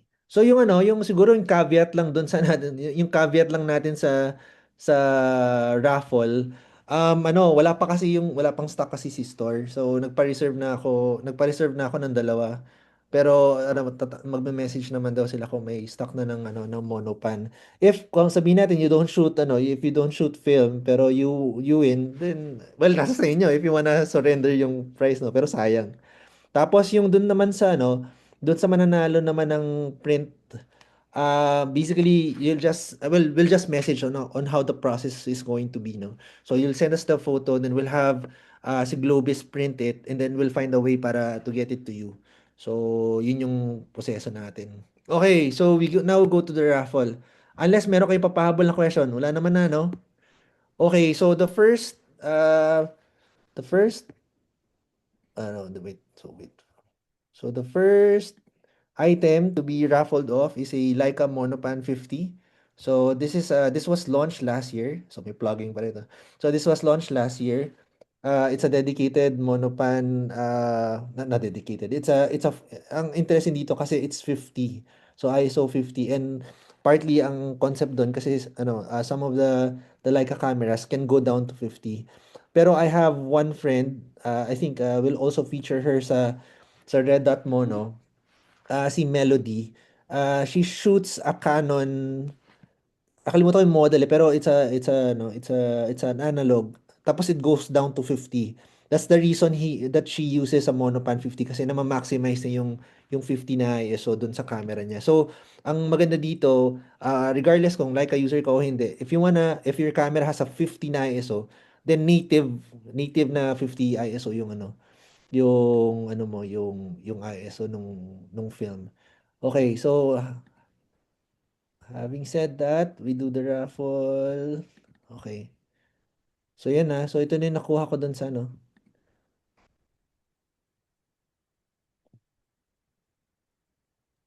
Dapat nandito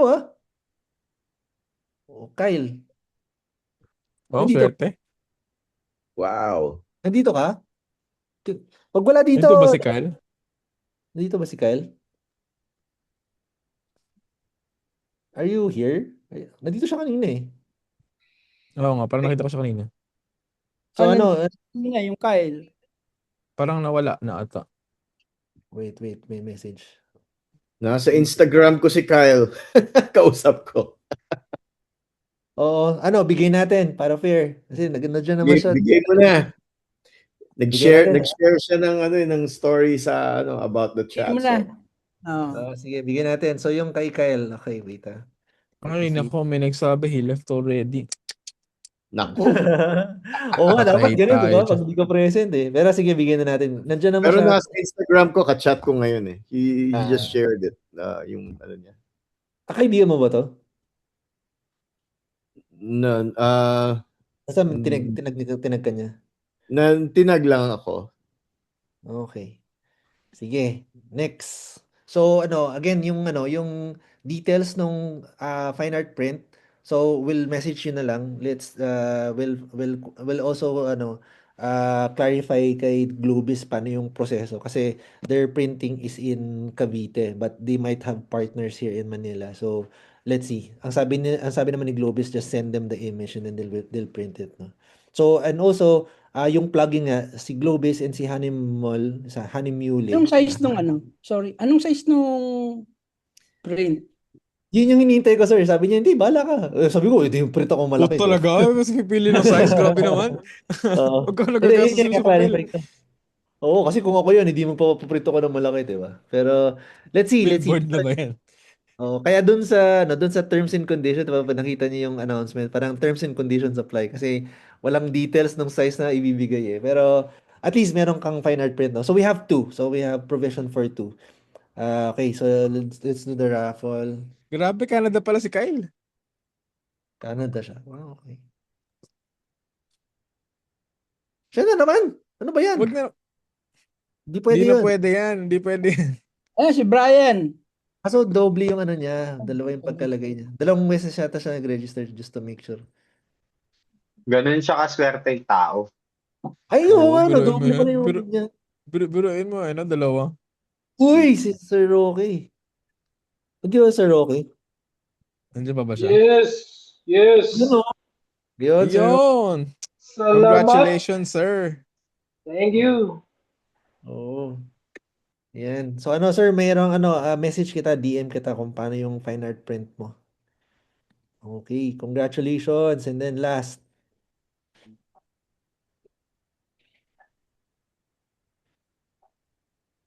Uy, si Kaloy. Ay, hindi.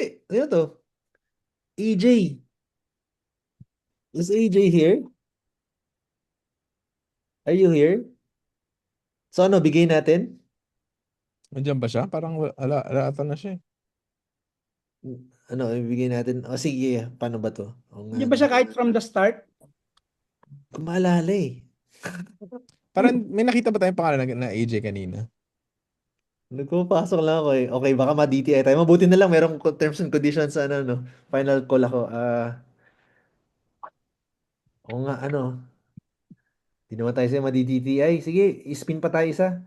Pag nag-get na lang sa AJ, bigyan na lang natin. Pero, sayang kasi yun nandito eh.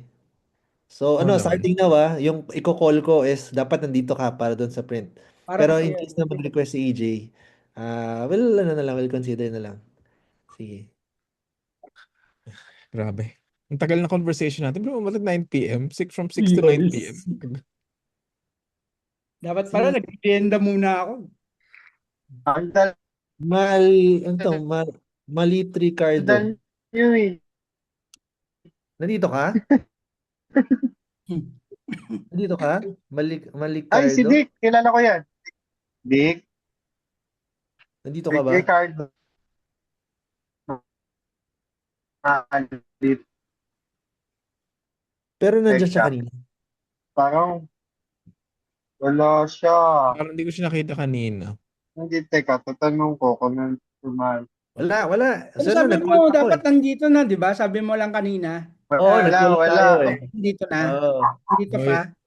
Oo. i-remove mo na. Pero joke lang. Okay, so wala yun So, ang pwede lang si AJ possible kasi wala pa akong ano nun. Wala pa tayong Oh. tool na nun. Sige. Pero, let's see. Ayan, nandito na si Kyle. Oh, Kyle, congrats. Nandito na siya. Congrats. Thank you. Paano kasi sa'yo yung ano mo, like a monopan mo, nasa ano ka, nasa Oo nga, Canada. nasa Canada ako eh. Kaya nga, Ano, Kailan ka ba surrender? babalik? Kailan ka ba mahal pa yung babalik? shipping. Oh, mahal pa yung shipping. Hindi, Oh, send mo na lang daw, send mo na lang daw, Tony, by GCash yung bayad. Gcash? May Gcash ka ba? Para makabili siya ng makabili siya monopan sa Oo. Laika sa Canada. Pwede Apple, naman. Pwede yun. Apple Sa Pay Canada, yata Kyle. yung mga yun. Ha? Saan ka Apple sa Pay. Canada? Apple Pay. May Pero Gcash ano, ba sa Canada? Wala eh. Okay na, kahit ano, meron akong kilala dyan. Pasend na lang nun. Okay yun, na yun. yan. Ay, Receive, Yun pala. naman receive na pala, lang mo din. meron pala tayong O sige, next na. Next na. Kasi nga, gutom na rin tayo lahat. Lahat ng Sino tao hindi sa pa bahay. kumakain? Ako. Kumain ako kanina habang nagsasalita si Alan. Ay, sayang. Ito, Nela. Nandito ba siya? Film Diary? Nela, film Ay, diary. parang Wala? wala siya dito. Okay, Kanina going nandyan once. yan. Kanina Ha? nandyan. Ewan ko kung nandyan pa. Wala eh. May idea ako, Tony. Ano? So, di ba, makikita mo yung participants. Oo, What if, pili mo kasi mag-random, nandito. i-random mo yung mouse mo, tapos, we'll say stop. Wala ko, copy-paste ko pa yun. Ito na, para ano na Oo, to. ito na Dito eh. sa, sige. Tuloy mo lang. Ano? Kasi Tuloy-tuloy pag mo lang hanggang may lumabas na pangalan. oo. Sige. O, yan na. Nag-call naman tayo pag wala eh. Si Kyle lang at saka si AJ yung possible. Ayan, si Dumay. Ano may? Dito ka? Ayan, nandito siya kanina. Ay, ito, nandito pa siya Dito ka daw. Ayan. Nandito pa si Dukay. Yep, Ayan, dito. si Dumay. Thanks. Congratulations, Dumay. Congratulations. Pero Yay, again ba talaga congrats. spelling ng pangalan mo, bro? So, Dumay. Nadali. So, ilagay ko lang So, si Kyle for the monopan. Ano pa? Tapos, you have si Sir Roque for print. Tapos, Dumay for print. Yan. Para lagay ko na sa chat. So, yun yung nanalo. Okay, tapos in case lang, baka pag naningil si AJ. Nabigla rin ako na umabot tayo na 9 p.m. Okay, guys. Sobrang thank you, no? So, yan. So, let's conclude na we're, again, on behalf of JC and siguro si Sir Oli na rin. On behalf of Red Dot Community PH, thank you for joining us tonight. So we really appreciate yung time na at saka yung interest. I think that's one of the more important things, no, aside from the time. It's also the interest na to join the activity na you wanna shoot or you're interested in black and white photography. So if you're like a user, just tag us. Also, if you're not, just follow us. So Red Dot Community PH or Red Dot Mono. And also, we have a partner, si Laika Shooter Indonesia. So we're running several projects with Laika Shooter Indonesia. So we're trying to expand in Southeast Asia din. So we're talking to someone from Malaysia. Then let's see. Tingnan natin kung saan mapupunta yung Red Dot, no? So again, thank you everyone. Last word siguro from our speakers. Start tayo kay Neil. Thank you guys for listening in. Thank you for your interest as well. I appreciate that black and white is getting more traction now. Because you would not believe how many people told me I was crazy when I bought the monochrome camera 3 years ago. I'm very happy that people are getting more interested in this. I hope that we were able to you were able to take something from what we said and what we talked about. Hopefully, we can have more of this. Thank you, guys. That's it. Thank you, Neil, Sir Oliver, Daddy O. Okay. Thank Lapit. you to all the participants, no, and to my speakers. I just want to encourage everyone before we conclude that I encourage you to develop your eye and mind to see in black and white. It is really an eye opener even for me. You know, I'm a primarily a color shooter, but uh, shooting in black and white purely from for the past 5 months, 6 months have actually helped me to appreciate photography more, you know, in general. Thank you. Thank you, Sir Oliver, Daddy O, thank you. We go to Fort and then si Bianca and then si Dennis. Ako, ano, if you're really serious about photography, shoot black and white first. Then, if you wanna go jump to color, do it later. It will really teach you how to compose, how to be clear about your intent, ganyan. So, yun, keep shooting black and white. Hanggang manawa ka. So, Oh. take colors for dessert. Then go back to black and white again. Thank you. Thank you, Shoot Fort. Laika. Ay, shoot Laika. Shoot Laika. Yun, shoot like. Okay. Magbebenta ako. Hindi, joke lang. Okay, si Bianca. Thank you, Bianca. Oh yeah, thank you. Thank you for obviously inviting me, and thank you also to the other participants. I think I follow all of you, and I really admire your black and white photography as well. Yeah, I'm also glad that black and white is gaining more traction. I started off with a Leica Q2 when I think a couple years ago when I went to Tokyo, and then shortly after that I dedicated myself to like a monochrome camera. I also sometimes use a Ricoh GR because I feel like I've been really influenced by the street photographers in Manila. I see that Fujifilm and Ricoh are really popular cameras to use there, and yeah, I just really admire the way that street photography is really becoming more of a thing, especially in black and white, and especially in Manila, where you know most of the photographers I admire are at. So, yeah, I just hope to see more of your work, and yeah, thank you again.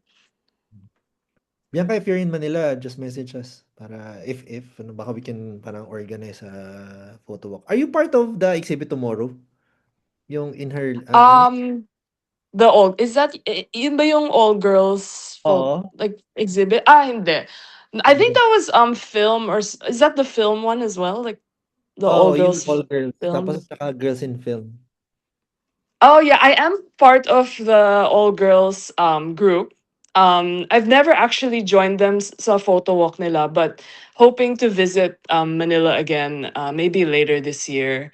Siguro mga maybe August, September. So I'll definitely let you know if I'm in the area. I like to do photo walks there a lot. So yeah. Okay. See you soon. And then we have Ulit, Dennis. pahabol lang sandali. Ay, sige. Plug ko lang sa mga hindi pa nag-follow sa akin sa IG, no, is para sa black and white, no. I have a dedicated IG account. Dadeo May Rayuma. Hanapin nyo lang doon. Daido Moriyama, naging Daido ano. Dati, may rayuma. Ang witty, Go to the Instagram hand. Ay, Guys, sorry pero I have to go na rin. Thank you. Bye. Bye, Neil. And then Dennis. Then Hey, salamat sa sa pag-organize ng chat. So this has been great, you know. So I've never been to New York, so I might hit you up, Bianca. And also yeah. yeah, and also yeah, black and white is great. So yeah, just keep shooting, I guess. So I'll see you guys again next time. Dennis, ingat ah. So si Dennis works for the Hmm. armed forces. So ingat. Keep safe, brother. Okay, everyone, thank you. So tomorrow, if you're free, please visit yung exhibit, yung her depot field. So we're also a media partner for this. So there are, I think, 3 photographers in this exhibit who shoots Leica. So we're supporting the group as well. Okay, good night, everyone. Thank you. Goodbye. Thank you. Salamat. Salamat. Bye. Salamat. Bye. Kain na.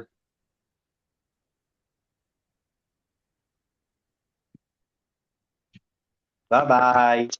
Bye. Ano ba? Yan na. Thank you, Tony. Thank you, Bye, Tony. Fort. Salamat. Bye-bye. Eh, dito pala Sir Kaloy eh. Oh, anyway, see. Bye-bye.